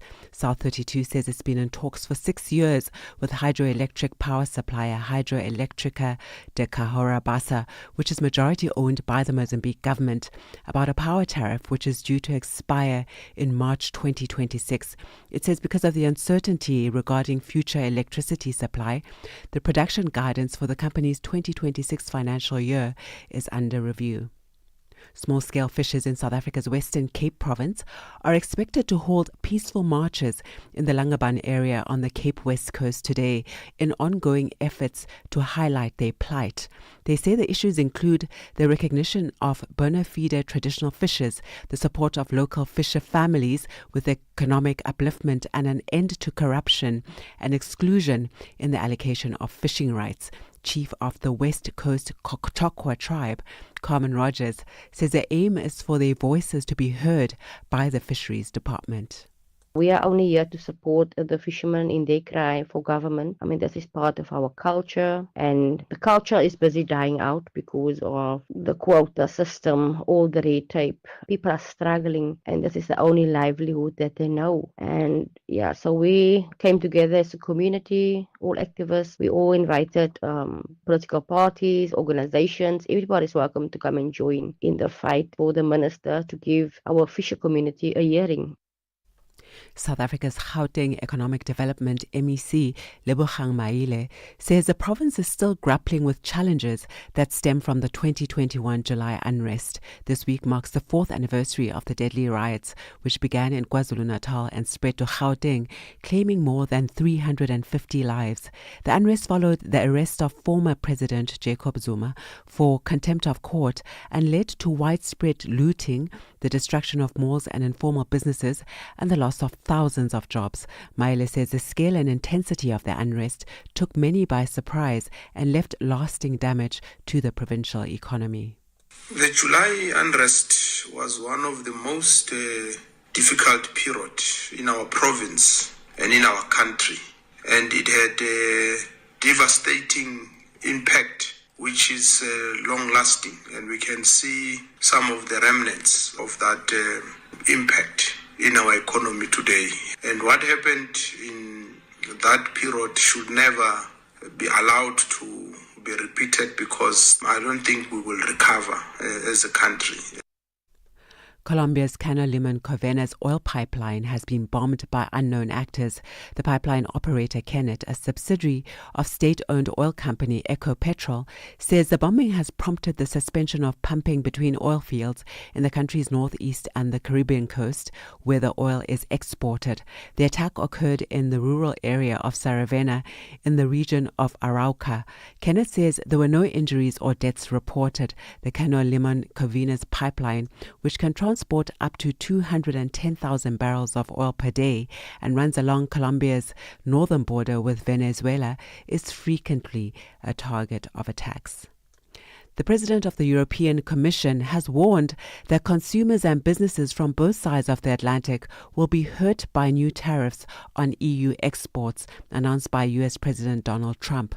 Europe, along with Mexico, are the latest targets of Trump, who in 1 week has announced higher duties on 25 countries he believes are exploiting the United States. Both the EU and Mexico said they would continue trade talks until the August 1st deadline. The BBC's Will Grant has the details. So far, the Mexican president, Claudia Sheinbaum, has managed to avoid the imposition of the 30% tariffs on Mexican goods and having to impose one of her own in return. On each occasion, the two sides have reached an agreement just before a deadline imposed by the US president. This time, President Trump has again linked the tariffs to the security situation in Mexico, which, he said, was turning North America into what he called a narco-trafficking playground. President Sheinbaum's handling of the situation has brought her praise at home for avoiding outright conflict, while still maintaining a firm line on issues of national sovereignty. Now for a look at the indicators at this hour, $1 in Nigeria is trading at 1,527 naira. In Botswana, it's 13.20. Kenya, the dollar is trading at 128 shilling 72. And in Zambia, it's 23 kwacha 14. Moving to the BRICS countries, $1 in Brazil is trading at 5 real 55. Russia, 77 rubles 94. India, 85 rupees 82. In China, it's 7 yuan 16. And South Africa, $1 is trading at 17 rand 93 cents. $1 is trading at 74 pence to the British pound and 85 to the euro. Looking at commodities at this hour, gold is trading at $3,358 per ounce and platinum at $1,442 per ounce, while the price of Brent crude oil is at $70.50 a barrel. And those are your business news at this hour. I'll be back with more in the next hour. For any business stories you would like to share with us, please send an email to newsroom@channelafrica.co.za or call us on +2711 714 4459 for Channel Africa Business. I am Buntle Hedbush. Business news on Channel Africa. The African perspective. Africa. It's time to plug into the heartbeat of the continent. Tune in to Channel Africa, your go-to radio station that broadcasts in 5 different languages. L'Afrique du Sud célèbre la journée nationale du Kabla hujaitwa kwa jina la Double K or more of our forests have been destroyed. Partido Africano da Independência da Guiné. See, Channel Africa represents every corner of this amazing land. From Lagos to Cape Town, Nairobi to Dakar, we've got you covered with the freshest news, music, and cultures. So, turn up the volume, feel the rhythm.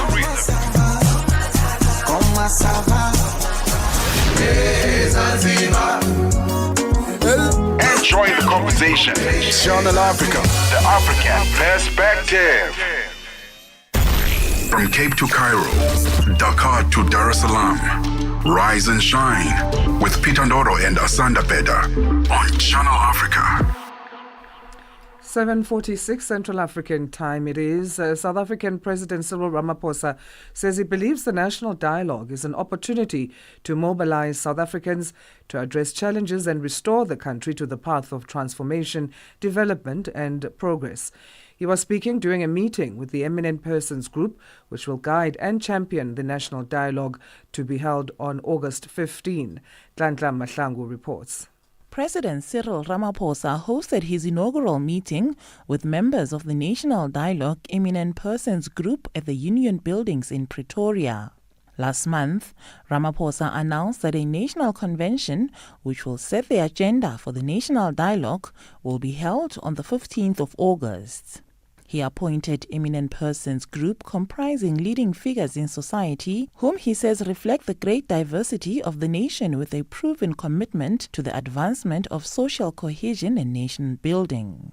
In his opening remarks, President Ramaphosa said the outcomes of the much-anticipated national dialogue cannot replace the democratic processes that have been mandated by South Africa's constitution. He says the dialogue will be a platform where rich ideas are ventilated to solve challenges faced by all South Africans. The task that we have is to ensure that the outcomes of the national dialogue can be institutionalized in a manner that informs and guides the direction that our country can take. We have been clear that this dialogue must be as inclusive as possible. It cannot be partisan. It cannot favor one group or perspective over another. It needs to be citizen-led, and the outcomes need to reflect the collective views of the people of South Africa. Student activist and former Member of Parliament Nompendulo Mkhatshwa says the dialogue is important and must have meaningful outcomes. It would be tantamount to corruption if we don't ensure that this dialogue bears, meaningful fruit in terms of shifting the needle on the development of our democracy, ensuring that we address issues of unemployment, ensuring that we address issues of infrastructure development, ensuring that we're able to open access to market for young people, for women. South Africans are so creative. In my current job, I work on the ground. I interact with South Africans every single day. We are an amazing society. We are all eminent. President was saying in his opening, all South Africans are eminent. And I believe that South Africans are eminent. We have so much potential. And so this dialogue should also create a space for us to say, there is this progress. I mean, when you look at higher education, if you look at higher education a couple of years ago to where it is now in terms of even budget, in terms of some of the, interventions that have been put in place to support young people, in terms of the amount of graduates we have. But how do we shift the needle forward in order for it to be more inclusive, So I think this dialogue is so important. Ishmael Joseph, manager of constitutional advancement at the FW de Klerk Foundation, says he hopes the dialogue creates solutions for young people. My expectation of this national dialogue is that it creates solutions for young people which they themselves can own. Young people in particular. I think it will change the culture of South Africa so that in 30 years' time, the generation of the future will be in a far better place than where we were 30 years ago. Other members of the group include former Independent Electoral Commission Chair Dr. Brigalia Bam, business leader Dr. Gloria Serobe, and researcher and rural activist Nomboniso Gasa. The eminent persons are expected to critically consider the progress and the conduct of the national dialogue and provide advice where correction is required. Reporting for Channel Africa, I am Ndlandla Mahlangu in Pretoria.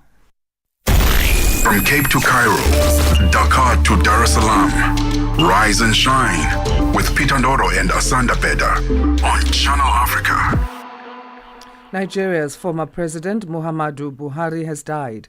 He passed away at a clinic in London yesterday. He was 82. The West African Regional Bloc, ECOWAS, has described Buhari as a distinguished statesman.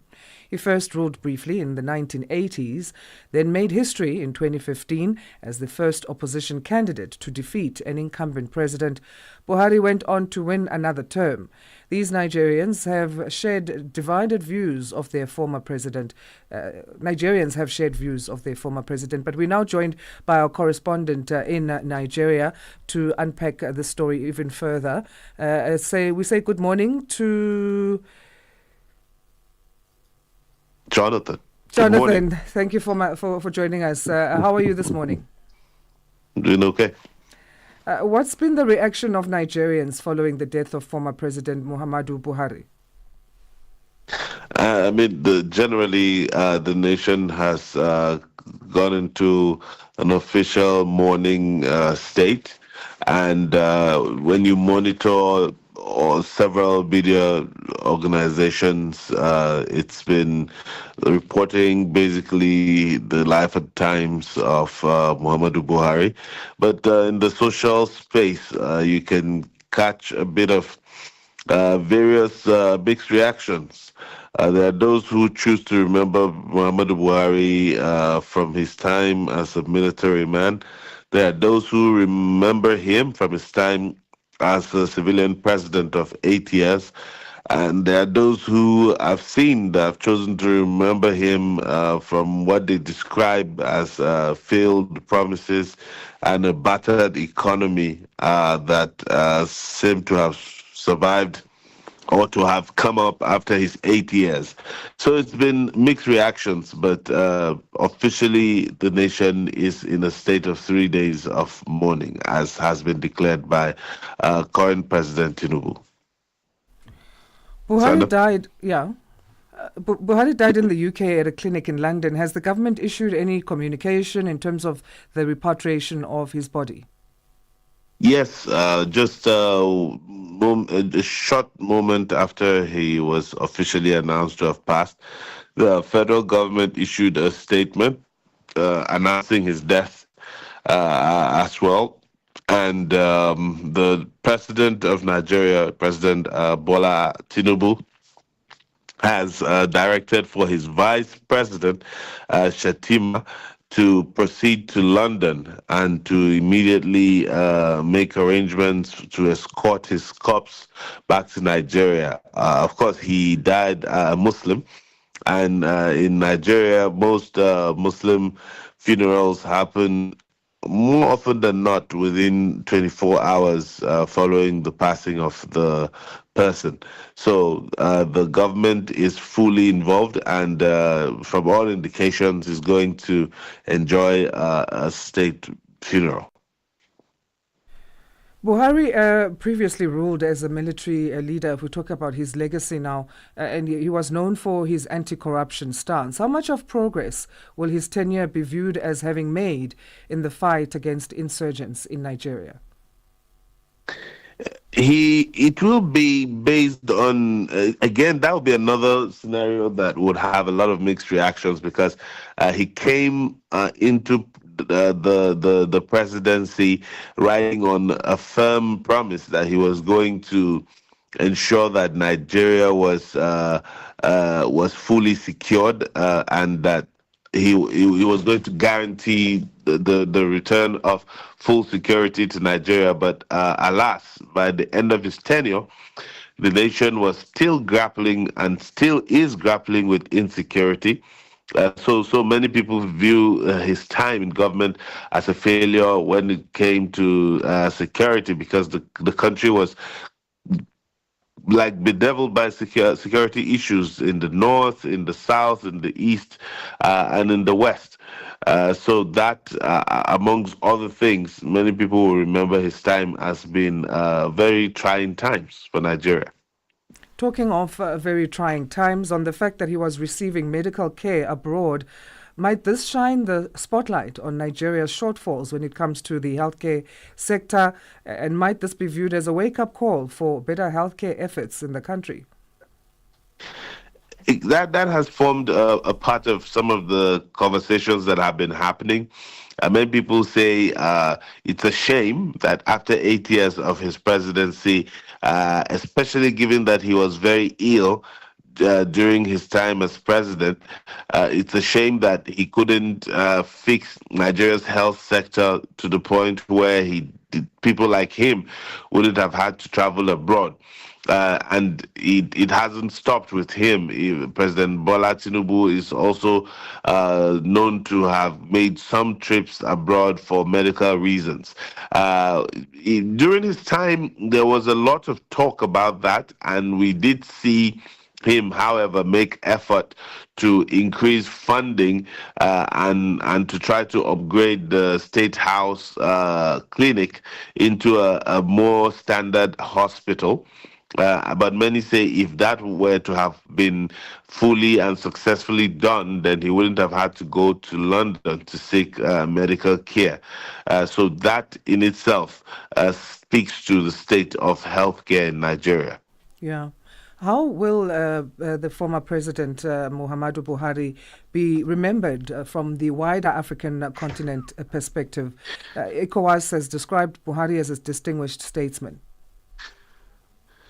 Certainly, he will be remembered in ECOWAS in a lot of good ways, because during his time, he was fully involved. He participated in ECOWAS activities, and as had been the tradition, Nigeria did continue to finance heavily a lot of ECOWAS activities, and he engaged in a lot of multinational security conversations. As similarly, on the African scale, he also always attended the African Union meetings and participated in them. However, Nigerians generally felt his time in the presidency didn't speak to Nigeria's strength in terms of leadership on the continent.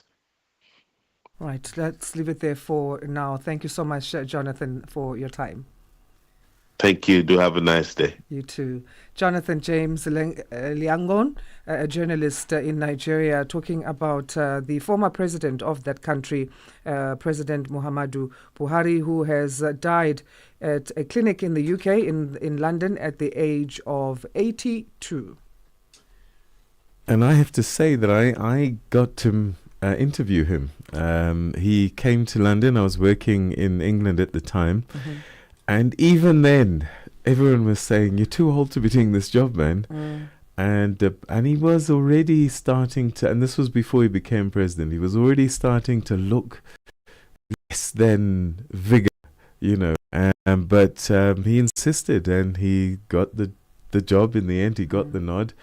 And security, if I remember correctly, was the big thing. Yeah. As a former army man, he promised that he would use his military credentials to solve the security situation. But as you've just heard now, didn't happen.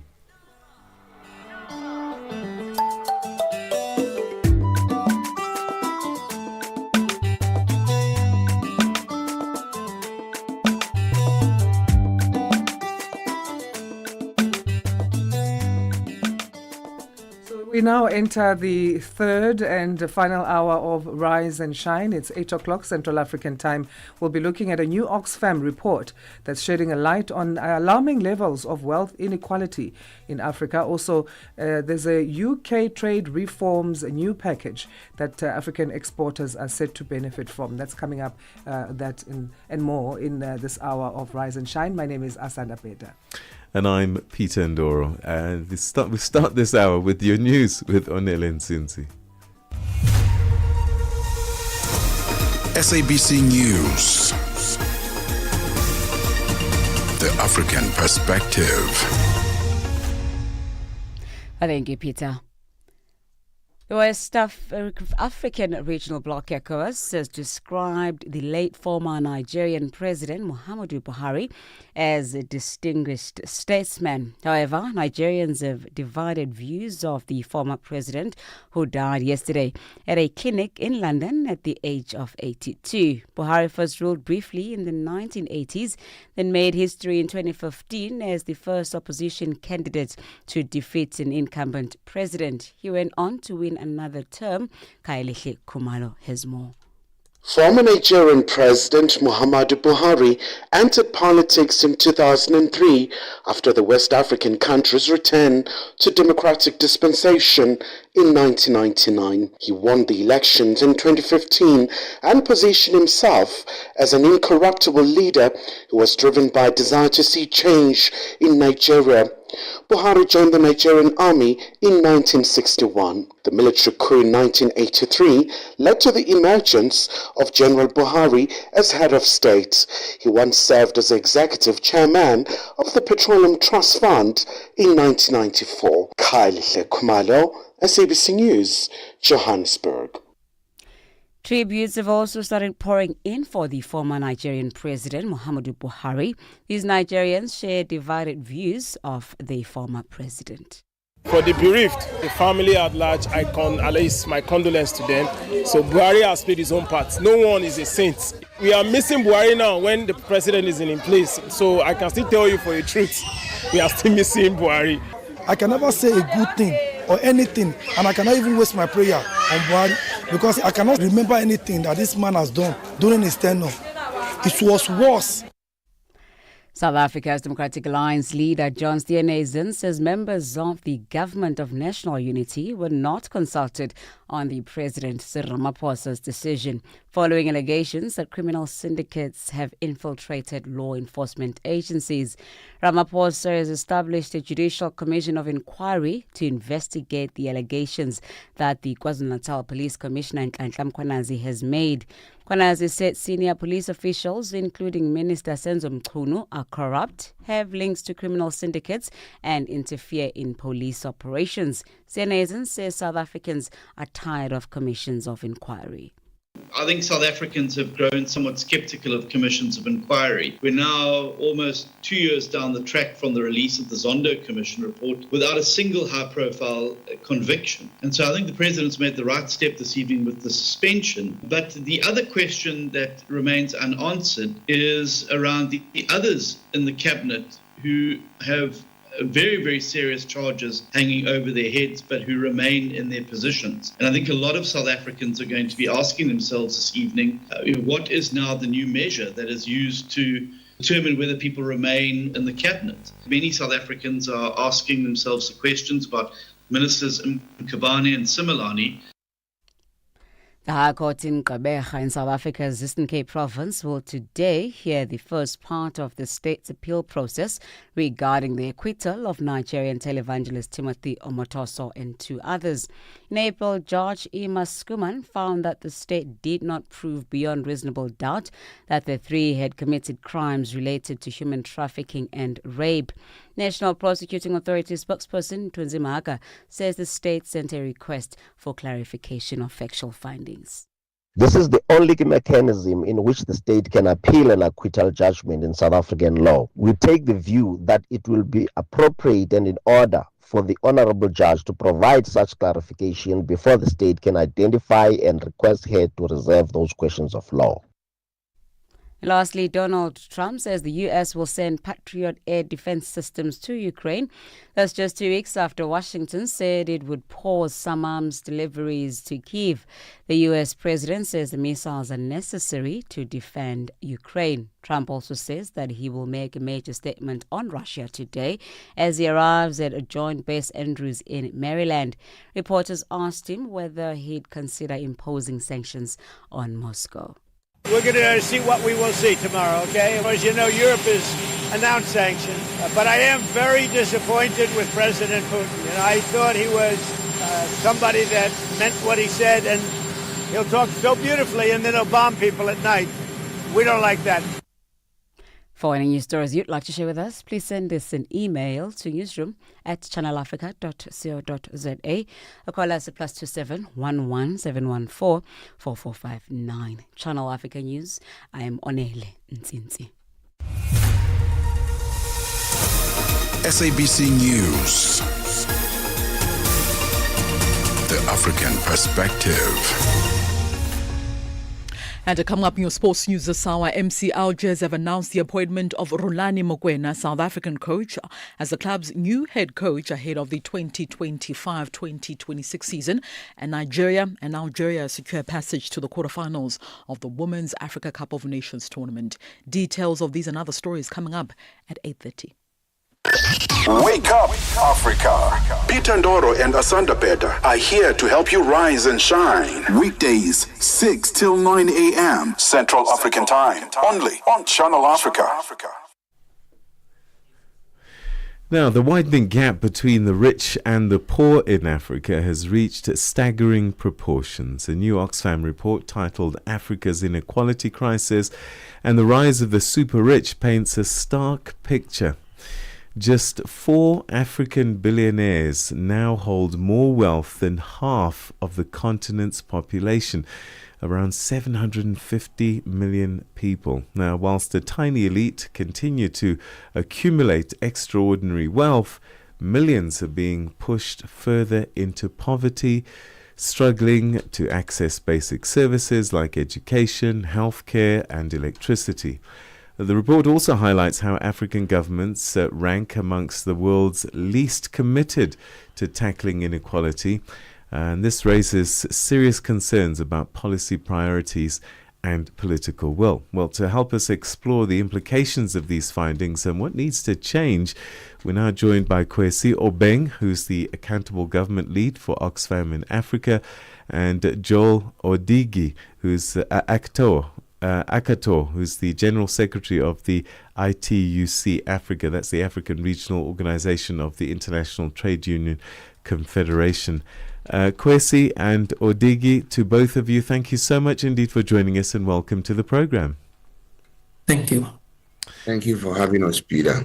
All right. Kwesi, let me start with you then. The report itself, How would you summarize the most troubling findings in terms of the scale and impact of inequality on the continent? Well, thank you very much, Peter, once again. So, two things. One is that Africa has seen significant expansion in the region's economy, never mind the crisis we've had over the last 5 years, particularly from COVID.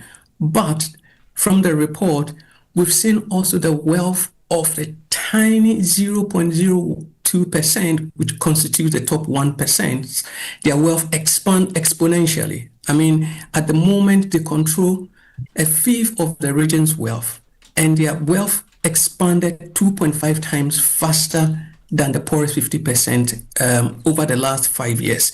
And not only that, what we have seen is that actually inequality between the top 1% and the bottom 50% is expanding, it's actually accelerating, and that is where the danger is, because COVID exposed the weaknesses within our systems. One, about the lack of protection for the most vulnerable amongst us across the region. In fact, no country is an exception, and that is what we see as a danger. And just to give you a few more indicators, Africa's tax systems is 3 times less effective at redistributing wealth or income. What that means is that you have many more of the poor having to shoulder the burden. And just to simply put, what it means is that the poorest in Africa are actually funding public services. Now, that cannot happen, that should not be happening, because what it is that we've seen the wealth of a very tiny population, less than 15,000 out of the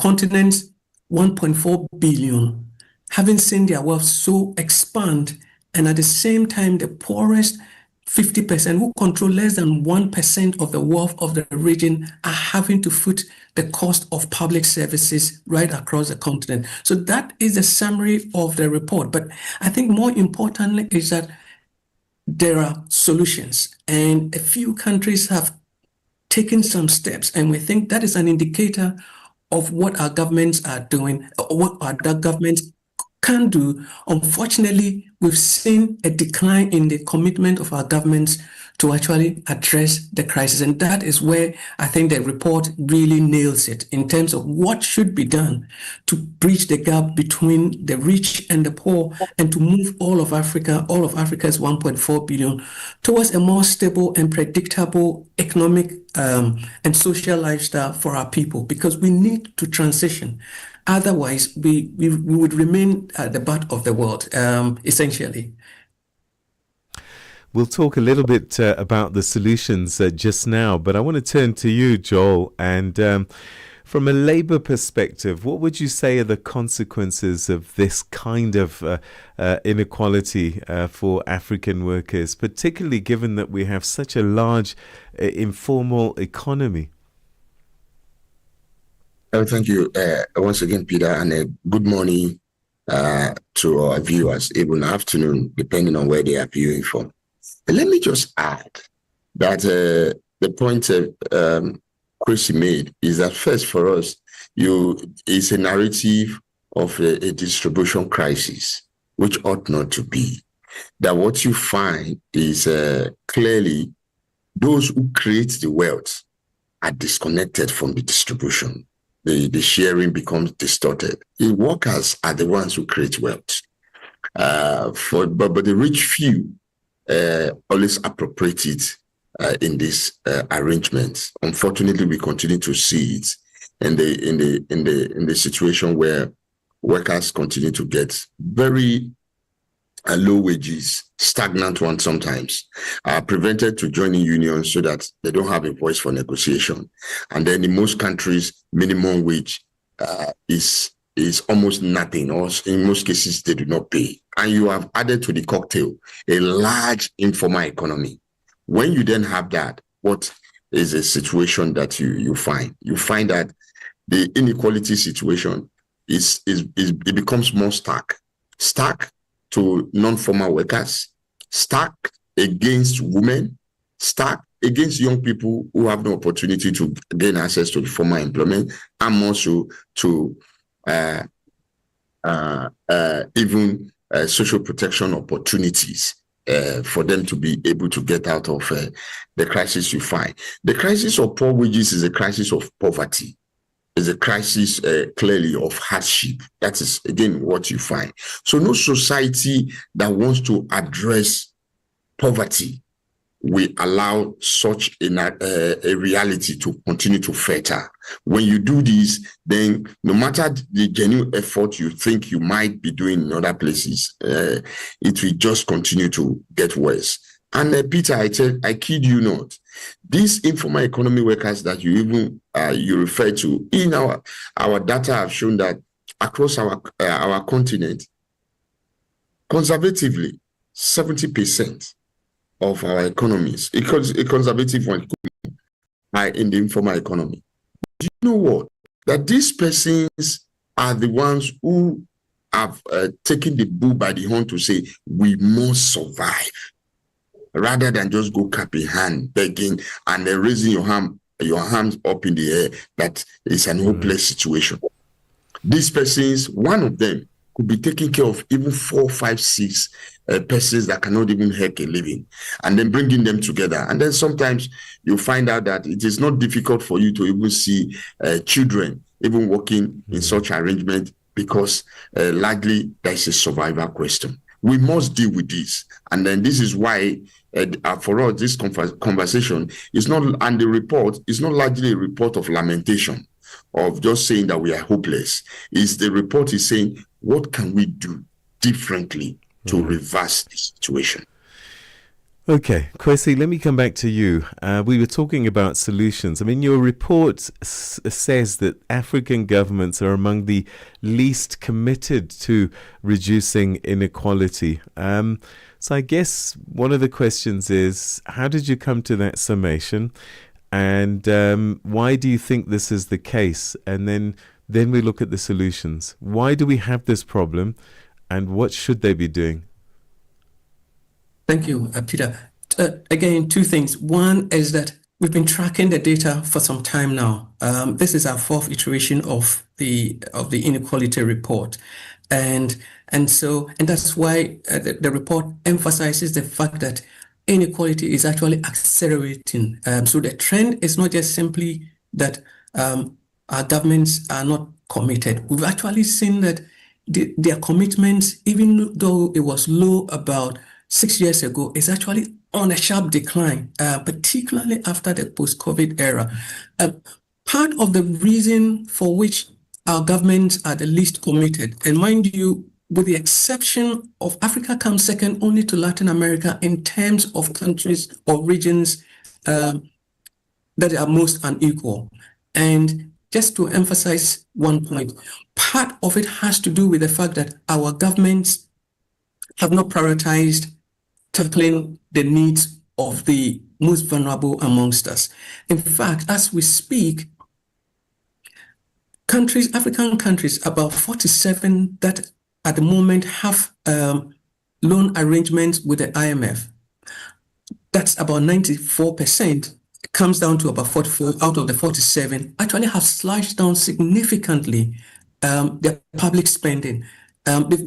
So effectively, in fact, about 79% have regressed on progressive taxes.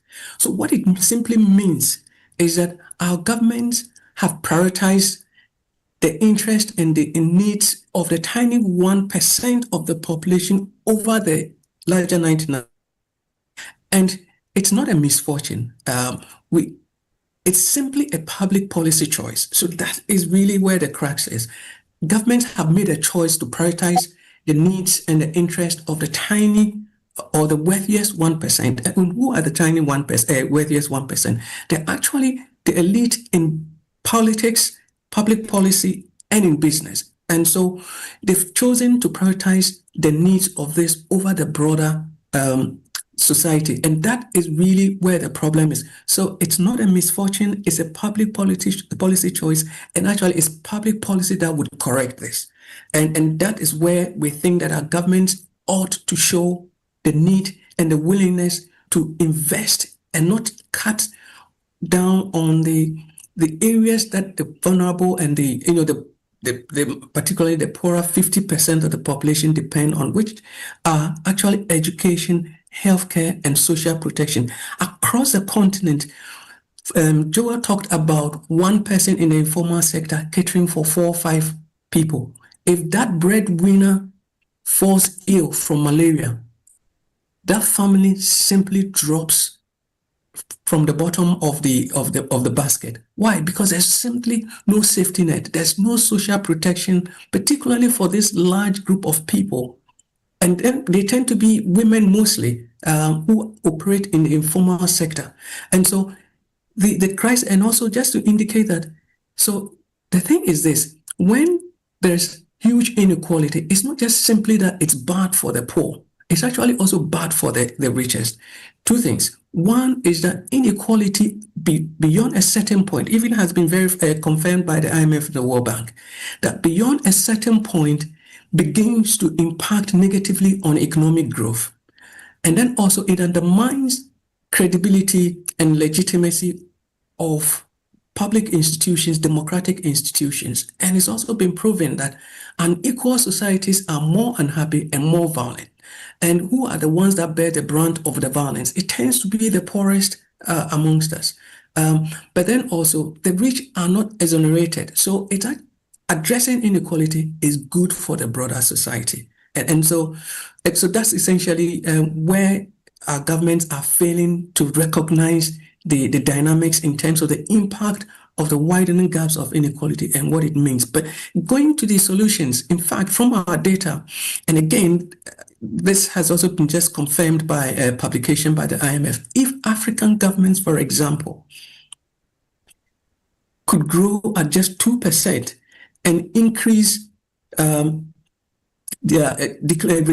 their GDP, their Gini, which measures income inequality amongst countries, by just another 2%, the region could raise close to $66 billion annually to fix inequality. And you know what our numbers show? We could actually transform, for example, healthcare across the continent within 5 years, before Agenda 2030.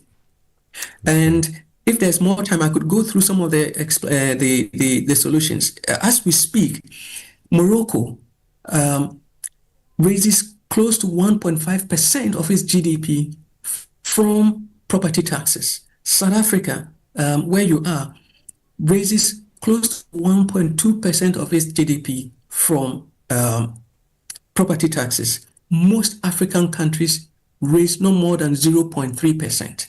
Now, from the data, if all African countries could match Morocco's 1.5% of its GDP raised from property taxes, we could significantly reduce inequality within our continent. And the point is, who are the ones who own the properties?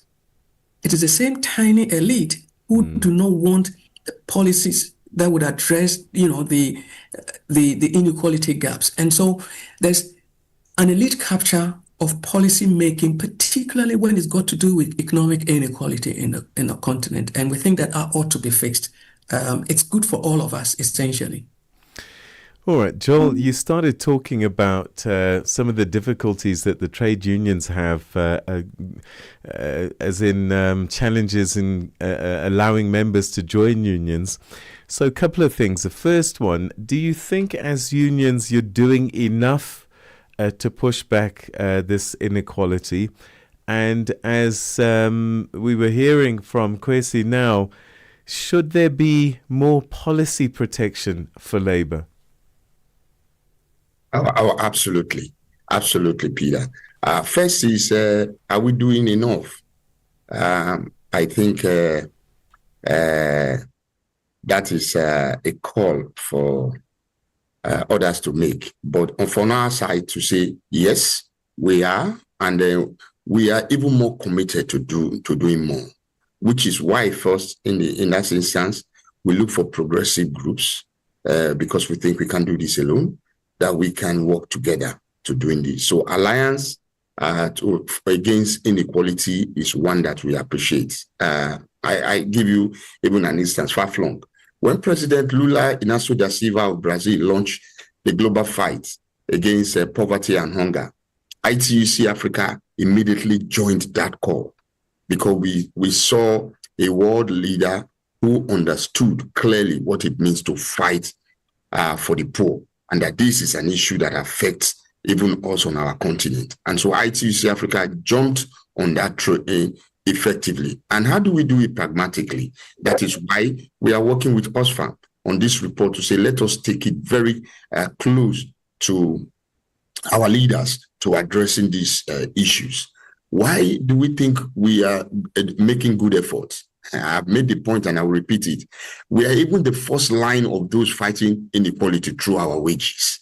Whether we are the former or in the formal sector, workers are the one. No worker earns wages in Africa and ignores dependents that are jobless or not. We are still a communal society. And so we take care of our responsibility when our national social protection systems are very thin and inadequate. We bridge the gap. But more importantly is that we are not just keeping quiet. We are speaking up as organized labor on the continent. One of the issues we have seen in terms of the policy choices of government that Kwesi talks about is the fact that during COVID, we were on lockdown. By the time we opened up, our national debt have ballooned. And when you look at the debt, we are now suffering the process, the stress and the pain of paying back what we have borrowed. And we are saying as organized labor that when you interrogate this debt, you do not even need to go so deep to see that the processes of contracting the debt are so immoral. First is that the due diligence were not observed by creditors. And then, of course, they saw clearly that even the borrowers were not even used, those who took the loans were not even used the loan to address the real issues for concern. In most cases, some governments were just borrowing to steal. And we are saying, no, we will not pay these debts. This debt is immoral. And besides, even where it is being paid, the lending regime for some of these debts is unacceptable. Why will Africa, a country in Africa, borrow 8 times interest rates than a developed economy like Germany? Why will it borrow 4 times higher than an advanced economy like the US? Of course, we are told that our economies are too risky. And so again, this is why we agree with the African Union on the point about developing an African rating agency. And we are taking this call a global one, and we are putting effect to it. Last 2 years, we were on the street of Zambia, marching in support of the government of Zambia against bad debts. And then we got a reprieve for Zambia to renegotiate its loan payment. We were in Côte d'Ivoire last year on the street making the same push. This year, we will be in Accra, Ghana, where we'll be saying, when it comes to the question of a debt on this continent, no, we have to revisit it. August 29 is a date with Africa. And across the continent, we'll be having an Africa Watch where we'll be talking about debt. That is one. Two, quickly, Peter, 2 is the question of even the policy choices of government of putting too much tax burden on the poor, regressive tax, value-added tax on essentials. We are saying, can we reverse that? Where food and essentials are not taxed. And quite a number of governments have listened and they are doing it. Again, of course, we commend the South African government for such initiative. Right. It can be more, and others are taking that. These are some of the things we want to push. And finally, we are saying, nowhere you can address inequality, only when you create jobs. Expand the base, you will deal with inequality.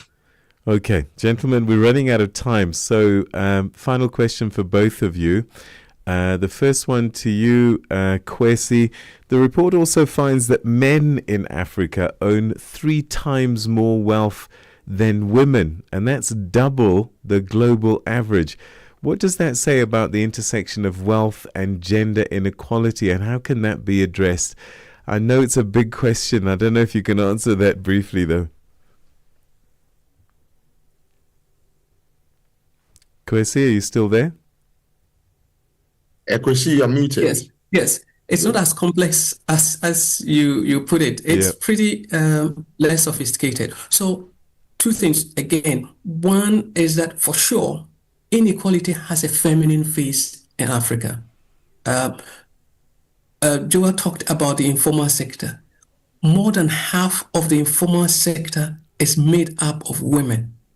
They constitute the largest group of workers in that sector, right across the continent, from Senegal to SA. And the fact is that the informal sector, essentially, as I said, we pointed out, is the area that has the least protection. And not only that, they don't have access to public services of any type. They have to provide for themselves from their meager incomes. And in fact, they also tend to shoulder informal taxes. So for every dollar raised from incomes, our governments impose or raise $3 from regressive taxes like the VAT. It simply means, taxes. What it simply means is that those who have the least protection, which women constitute the largest, are the ones that have simply no cover at all. And you're right, from our data, the richest 4 Africans are all men, and that should tell us. In fact, we do put in the report a case of a Ugandan called Abe Christine. She's about 44 years old. She has a family. She sells flour to cater for her family.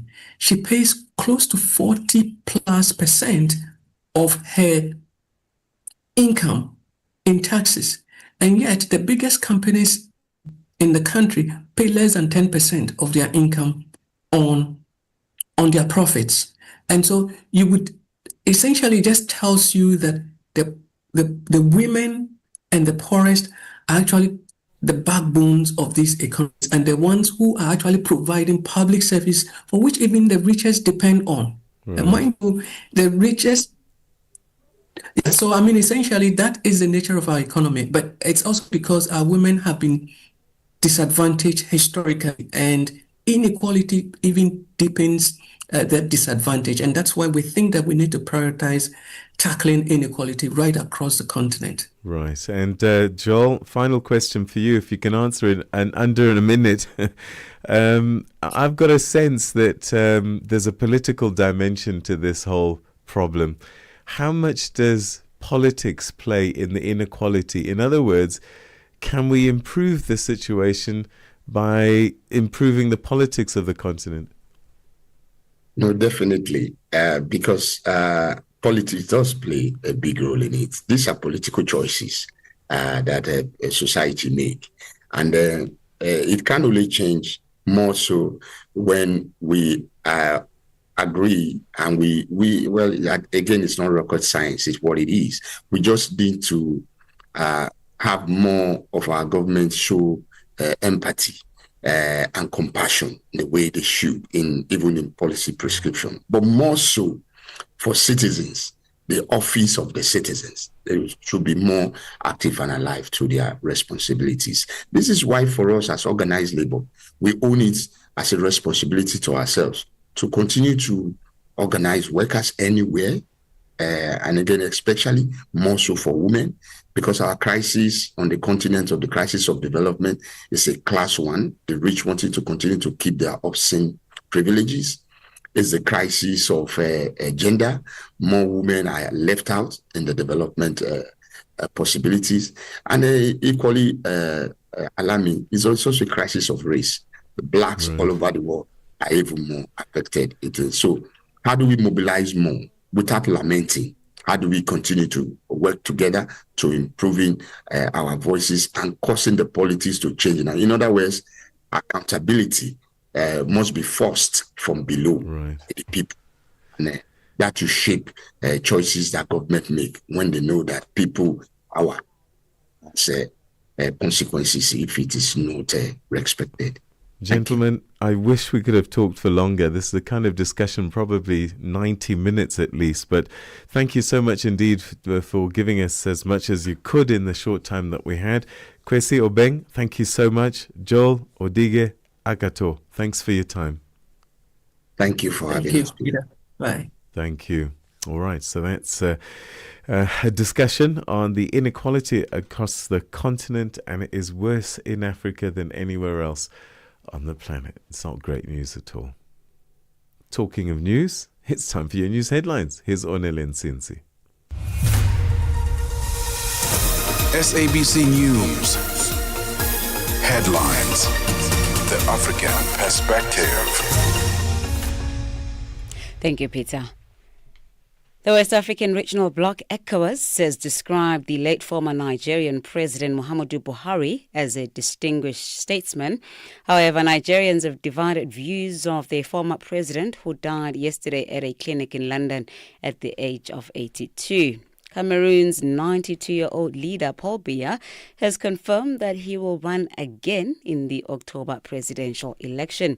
And Britain says US President Donald Trump has formally accepted an invitation from King Charles for an unprecedented second state visit to the UK in September. Channel Africa News, I'm Onele Tsinzi. SABC News. Headlines. The African Perspective.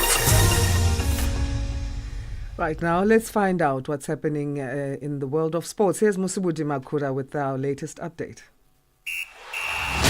Sports on Channel Africa. The African Perspective. Thank you so much, Asanda. Very good morning once again from the Sports Desk for the final time this morning on Africa Rise and Shine. We'll start your sports bulletin with football news. So former Mamelodi Sundowns as well as Beda Casablanca head coach Rulani Mokoena has officially been named as the new head coach of Algerian League One champions MC Alger. Now Mokoena takes over the reins at the side, the reigning league as well as the Super Cup holders. Mokoena succeeds Tunisian coach Khalid Ben Yeha, who departed at the end of his short-term contract. So the 38-year-old South African tactician returns to the touchline just after a season-long stint with Moroccan champions Wydad Casablanca. Mokoena will also now be looking forward to competing in continental football as the team will be returning to the CAF Champions League this season. The Algerian Giants, having reached the quarterfinals just last season's edition of the CAF Champions League, where they were eliminated by South African side Orlando Pirates. While the Confederation of African Football has concluded a highly successful 8-day inspection tour of the host venues of the upcoming Total Energies CAF African Nations Championship Chan tournament that is set to be staged in Kenya, Tanzania, as well as Uganda from the 2nd until the 30th of August. Now, the final round of inspections as well as workshops kicked off in Nairobi, Kenya on the Thursday, the 3rd of July, where the CAF delegation conducted final inspections at the Kasarani Stadium, the host of the final, as well as the Nyayo National Stadium. The inspection proceeded to the Amam Stadium in Zanzibar, as well as in Dar es Salaam's Benjamin Mkapa Stadium that is set to host the opening ceremony. The final rounds of inspection concluded on Thursday, the 9th of July at the Mandela International Stadium in Kampala, Uganda. So a comprehensive inspection mission was led by CAF's various functional leads from key departments such as competitions, marketing, media broadcast, safety as well as security and infrastructure, who were joined by their local organising committee counterparts across the three host nations. Now, the successful inspection reflects the collective readiness as well as the growing excitement across the three host nations ahead of the start of this year's competition. Algeria secured a vital point in a goalless draw with Nigeria to reach the quarterfinals of the ongoing Total Energies CAF Women's Africa Cup of Nations tournament for the very first time in their history. So the tightly contested encounter at the Stade Labri Zaoule Stadium in Casablanca saw Nigeria dominate possession and also create the bulk of the chances, but Algeria's defensive organisation and goalkeeper Chloe Ngazi heroics ensured the spoils were shared on the night. So with now Botswana beating Tunisia by 2-1 in the other group's match, Algeria's hard-earned point was enough to see them finish second in Group B with about 5 points behind Nigeria, who topped the group with 7 points. That result meaning Nigeria will face off with the runner-ups from Group A, that's Zambia, the Copper Queens, while Algeria prepare for a historic knockout stage against Morocco in a tournament where they were never viewed as favourites. Onto this now, the world number one Yannick Sinner won his first Wimbledon title by wearing down Carlos Alcaraz in another high-quality Grand Slam final. Between the dominant forces in the men's game, Italy's Sinner claimed a 4-6, 6-4, 6-4, 6-4 victory at the All England club, avenging his brutal French Open defeat by the Spanish world number two Alcaraz just 35 days ago. Sinner, who served a 3-month doping ban earlier on this year, has claimed the fourth Grand Slam title of his career and his first major victory not on a hard court. A composed as well as a clinical performance from the top seed ended Alcaraz's 24-match winning streak. Yeah, it's so special because seeing my parents here, my brother, my whole team, it's amazing. Because I had a very tough loss in Paris, so but at the end of the day, it doesn't really matter how you win or you lose. The especially important tournaments, you just have to understand what you did wrong, trying to work on that. That's exactly what we did. We tried to accept the loss and just kept working. And meanwhile, Iga Swiatek described the surreal feeling after clinching her first ever Wimbledon title following a 6-love victory over American Amanda Anisimova. So both players were appearing in the Wimbledon final for the very first time, with Poland's Swiatek also looking more assured from the very start as she stormed to a victory over the American in just 57 minutes to win her sixth Grand Slam title. For sure, this one I didn't expect at all. On Roland Garros, it's more like everybody thinks I'm going to win, so it's not that easy to handle that. So sometimes after a win, there's less happiness, more of a relief, But here, I'm still kind of shocked a little bit. So I'm trying to soak everything in and just enjoy it.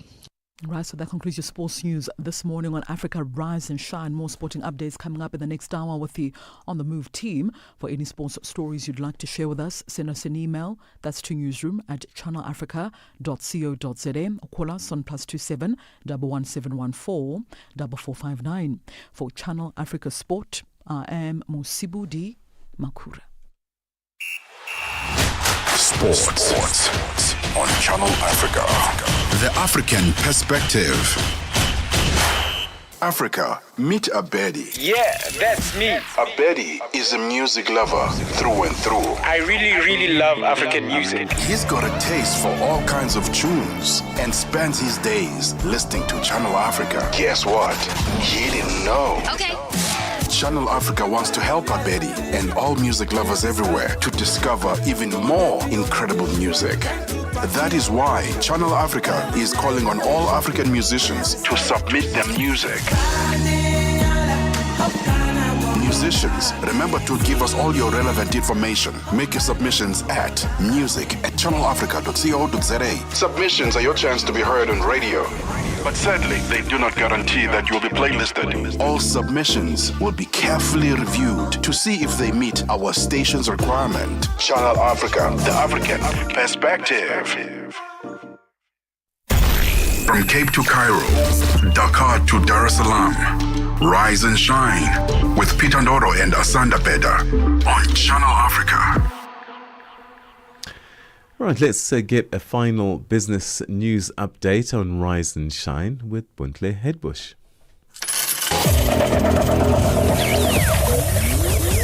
Business news on Channel Africa. The African perspective. Thanks, Peter, and a very good morning to our listeners. In our top business story at this hour, Australian diversified miner South 32 has flagged an impairment in its Mozal aluminium smelter in Mozambique. The company says its production is under review because it has not been able to secure affordable power prices after March 2026. South 32 says it's been in talks for 6 years with hydroelectric power supplier Hidroelectrica de Cahora Bassa, which is majority owned by the Mozambique government, about a power tariff which is due to expire in March 2026. It says because of the uncertainty regarding future electricity supply, production guidance for the company's 2026 financial year is under review. Small-scale fishers in South Africa's Western Cape province are expected to hold peaceful marches in the Langebaan area on the Cape West Coast today in ongoing efforts to highlight their plight. They say the issues include the recognition of bona fide traditional fishers, the support of local fisher families with economic upliftment, and an end to corruption and exclusion in the allocation of fishing rights. Chief of the West Coast Kochokwe tribe, Carmen Rogers, says the aim is for their voices to be heard by the Fisheries Department. We are only here to support the fishermen in their cry for government. I mean, this is part of our culture, and the culture is busy dying out because of the quota system, all the red tape. People are struggling, and this is the only livelihood that they know. And yeah, so we came together as a community, all activists. We all invited political parties, organizations. Everybody's welcome to come and join in the fight for the minister to give our fisher community a hearing.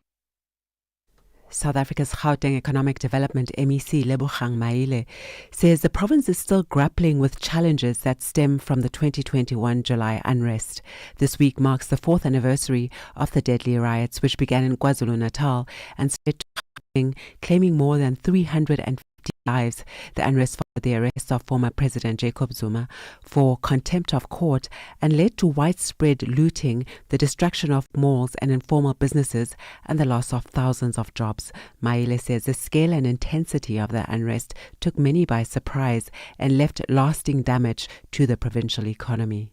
The July unrest was one of the most difficult periods in our province and in our country.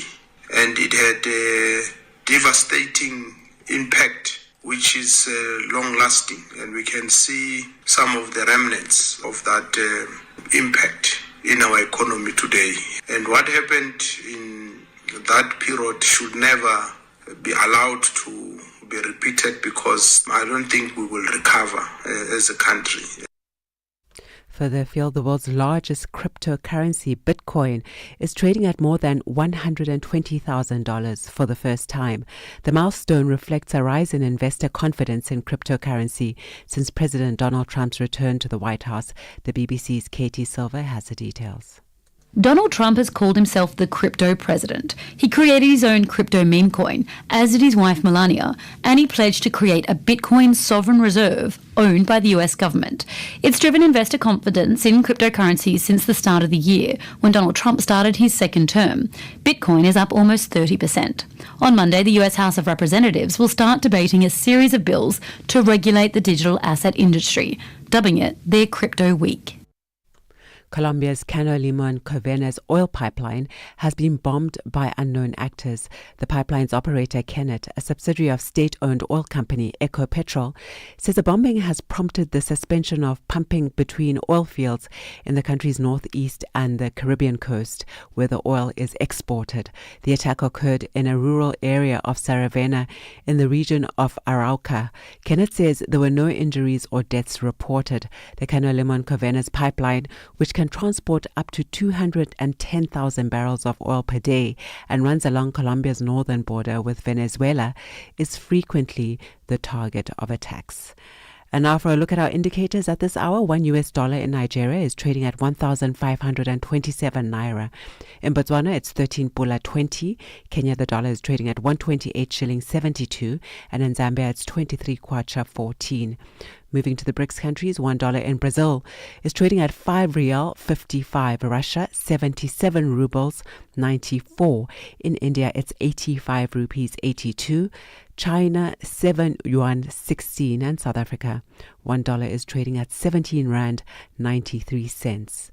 Taking a look at commodities at this hour, gold is trading at $3,358 and platinum at $1,442 per ounce, while the price of Brent crude oil is at $70.50 a barrel. And those are your business news.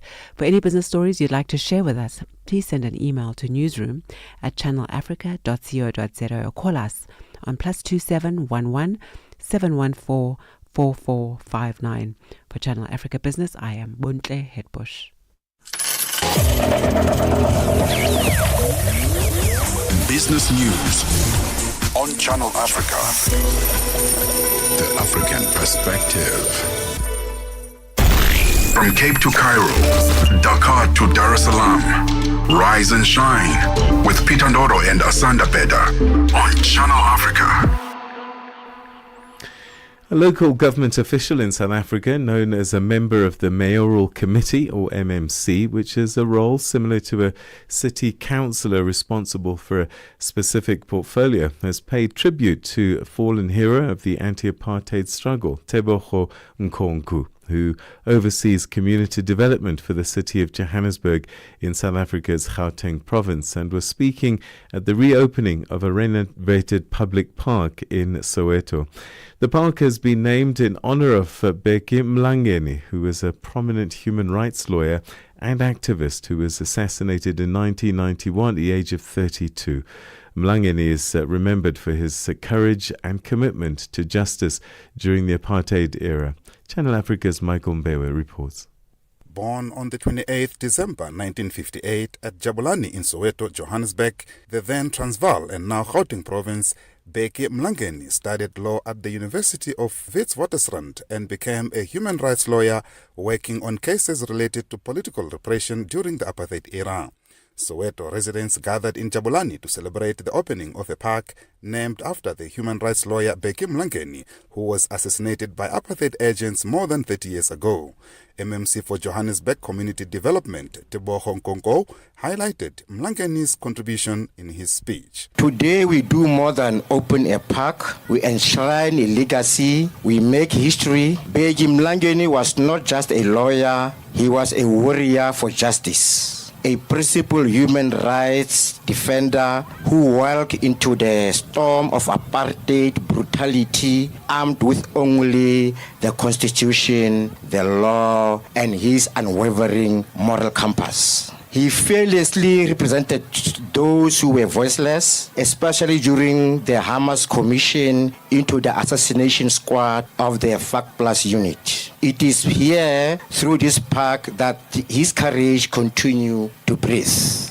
The park, which cost 2.8 million rands to build, created jobs through a local labor initiative and pumped just under 600,000 rands into the local economy through the use of small businesses. MMC Nkonku explains. Colleagues and comrades, this 2.8 million rand development is not only a commemoration, it is a real investment into the heart of the community. Through the local labor initiative, 10 jobs were created, 596,319 was injected directly into the local economy, and the 5 local SMEs were empowered, providing once again that public space can also be catalyzed for local economic development. The park, situated opposite the hospital that also carries his name, has open green lawns, benches and play area for children, an outdoor gym, a soccer pitch and a mural in Mlangeni's honor. The park we opened today boasts open green lawns, a vibrant children's play area, flower beds, a picnic area, outdoor gym equipment, a 6-a-side soccer court, and a mural in honor of the men we commemorate.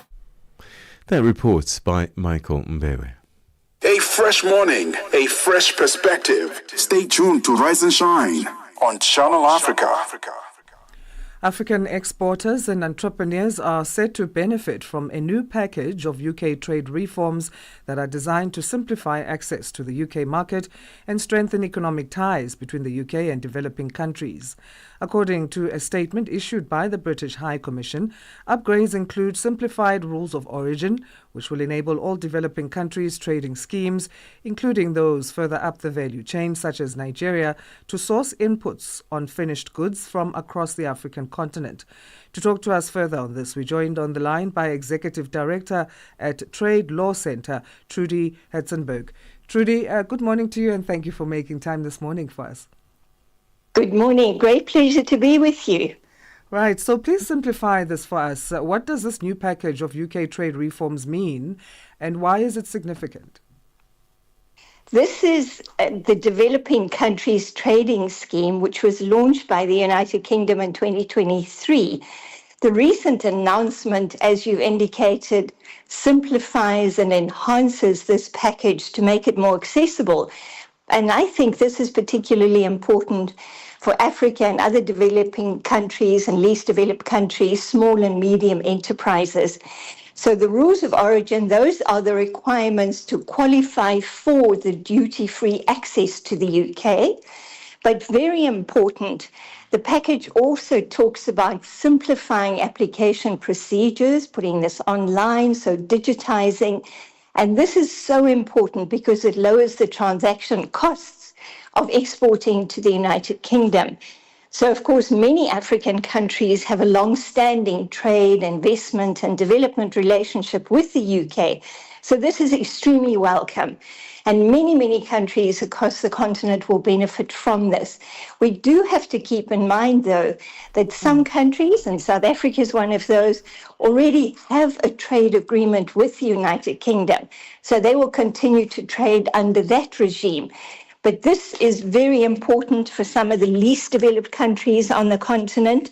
And there are quite a lot of them. If one thinks about, for example, Zambia, Malawi, Mauritania, Mozambique, Ethiopia, and so on. So there are small countries that don't have a well-developed industrial sector, but they can also export agricultural products, mineral products, and so on. So that's really important. From an African perspective, because we can now source from many, many other countries, this means that we can support Africa's value chain development under the African Continental Free Trade Area. So this is very important added value that the scheme will bring for us as a continent. Over what time period will these UK trade reforms apply, and what criteria will need to be met by targeted countries in order to benefit from them? So we're looking for the implementation date. This hasn't started yet, but there's no end date. So we can look to attract foreign direct investment, for example, as well, which is quite important because if we take a look at the recent experience with the United States, where reciprocal tariffs have now been introduced or are going to be introduced on countries, the time frame is so important. So investors want long time frames, they want predictability, they want certainty, transparency, and this scheme certainly brings all of that. So the requirements, the rules of origin that you refer to, they're often the fine print in a trade agreement or trade arrangement such as this that can be quite restrictive because they usually limit where you can source inputs from and how much value you have to add to imported materials domestically. Now, what we have in this situation is that the amount of domestic value addition that has to be added has been reduced quite significantly. For some products, you can actually have non-originating materials up to the value of 75% of the product. So this makes it a much more flexible arrangement than we have had before. So this is really, I think, where the value add of the new announced enhancements of this scheme come in. So are there going to be certain sectors that are targeted by these reforms? In the case of most countries, you have a comprehensive preferences. So the scheme is divided into different segments. There's comprehensive, but also enhanced and standard preferences. The comprehensive preferences apply to everything but arms. So very similar to what we have for the European Union. So you can literally export anything under the scheme except arms and ammunition, of course. How would you say that trade relations between the UK and Africa are, and are these UK trade reforms going to change the situation? We mentioned a comparison between the US and Africa. Well, if we take a look at the list of products that are exported by African countries, it's really extensive, coming from minerals, metals, crude oil, for example. Nigeria is a big exporter, but also a lot of agricultural products. And this cuts across a very, very broad range of subsectors of agriculture, but chemical products, fertilizer, fish, seafood, forestry products, paper. So it's a very, very broad range of exports that already go to the UK. So it means we can expand on that and deepen the relationship. But I think also very important is the attraction of foreign direct investment. So as we develop our productive capacity, we obviously will need investment, and that will come very importantly from global sources mostly, but to some extent also from other African countries as we strengthen our own value chains across the continent. Thank you so much again for your time, Trudy. Enjoy the rest of your day. Thanks so much, and a good Monday to you too. Thanks. Trudy Hudsenberg speaking to us on the line there, who is Executive Director at Trade Law Center. Coming up after Rise and Shine, we have On the Move with Benjamin Mushatama and Palesa Tau. Palesa joining us now in studio to tell us what to expect today. Good morning. Good morning, everyone. How are you? Good, thanks. How are you? We're doing good.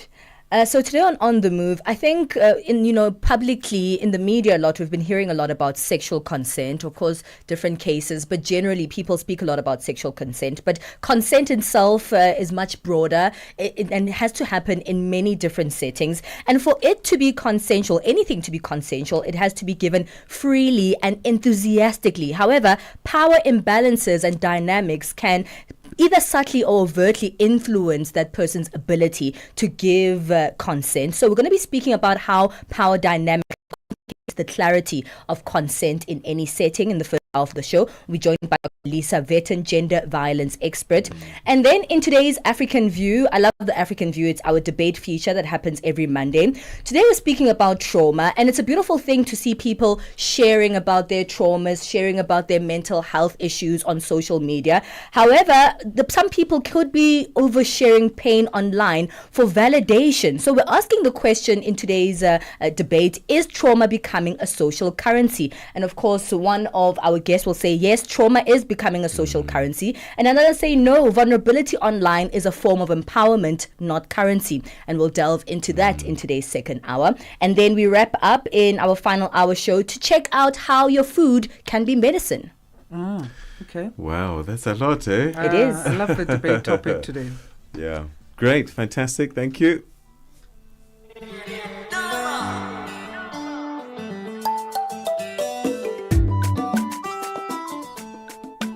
Bye from us then on Africa Rise and Shine. My name is Asanda Beda. We'll see you tomorrow. Yes, indeed we will. My name is Peter Ndoro. Thank you so much indeed for tuning in.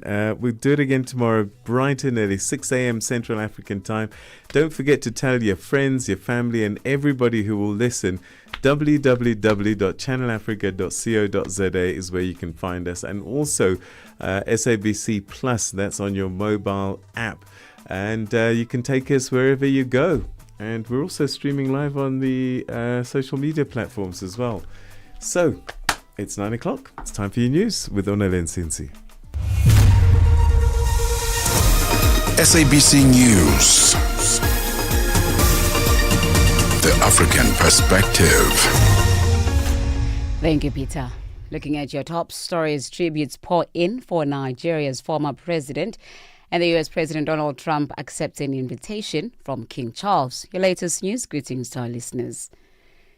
The West African Regional Bloc ECOWAS has described the late former Nigerian President Muhammadu Buhari as a distinguished statesman. However, Nigerians have divided views of the former president who died yesterday at a clinic in London at the age of 82. Buhari first ruled briefly in the 1980s, then made history in 2015 as the first opposition candidate to defeat an incumbent president. He went on to win another term. Kailihle Kumalo reports. Former Nigerian President Muhammadu Buhari entered politics in 2003 after the West African country's return to democratic dispensation in 1999. He won the elections in 2015 and positioned himself as an incorruptible leader who was driven by a desire to see change in Nigeria. Buhari joined the Nigerian army in 1961. The military coup in 1983 led to the emergence of General Buhari as head of state. He once served as executive chairman of the Petroleum Trust Fund in 1994. Kailihle Kumalo, SABC News, Johannesburg. Meanwhile, tributes are continuing to pour in for the former Nigerian president. These Nigerians share divided views of their former president. For the bereaved, the family at large, I convey my condolence to them. So Buhari has played his own part. No one is a saint. We are missing Buhari now when the president isn't in place. So I can still tell you for the truth, we are still missing Buhari. I can never say a good thing or anything, and I cannot even waste my prayer on Buhari because I cannot remember anything that this man has done during his tenure. It was worse. Cameroon's 92-year-old leader Paul Biya has confirmed that he will run again in the October presidential election. His announcement in a social media post and speculation over whether he would attempt to extend his more than 4-decade rule. The BBC's Paul Njie reports. President Paul Biya said his decision to seek re-election followed numerous and insistent calls from within and outside the country. In a statement, he touted what he called success in ensuring the security and well-being of Cameroonians over the years, while admitting that much still needs to be done to address the nation's challenges. Although he has now broken his silence, his performance in the polls might face challenges in the vote-rich northern regions, where key political allies recently ended their partnerships with the ruling CPDM party. South Africa's Democratic Alliance leader John Steenhuisen says members of the Government of National Unity were not consulted on the President Cyril Ramaphosa's decision following allegations that criminal syndicates have infiltrated law enforcement agencies. Ramaphosa has established a judicial commission of inquiry to investigate the allegations that the KwaZulu-Natal Police Commissioner Nhlanhla Mkhwanazi has made. Mkhwanazi says senior police officials, including Minister Senzo Mchunu, are corrupt, have links to criminal syndicates and interfere in police operations. Steenhuisen says South Africans are tired of commissions of inquiry. I think South Africans have grown somewhat skeptical of commissions of inquiry. We're now almost 2 years down the track from the release of the Zondo Commission report without a single high-profile conviction. And so I think the President's made the right step this evening with the suspension. But the other question that remains unanswered is around the others in the Cabinet who have very, very serious charges.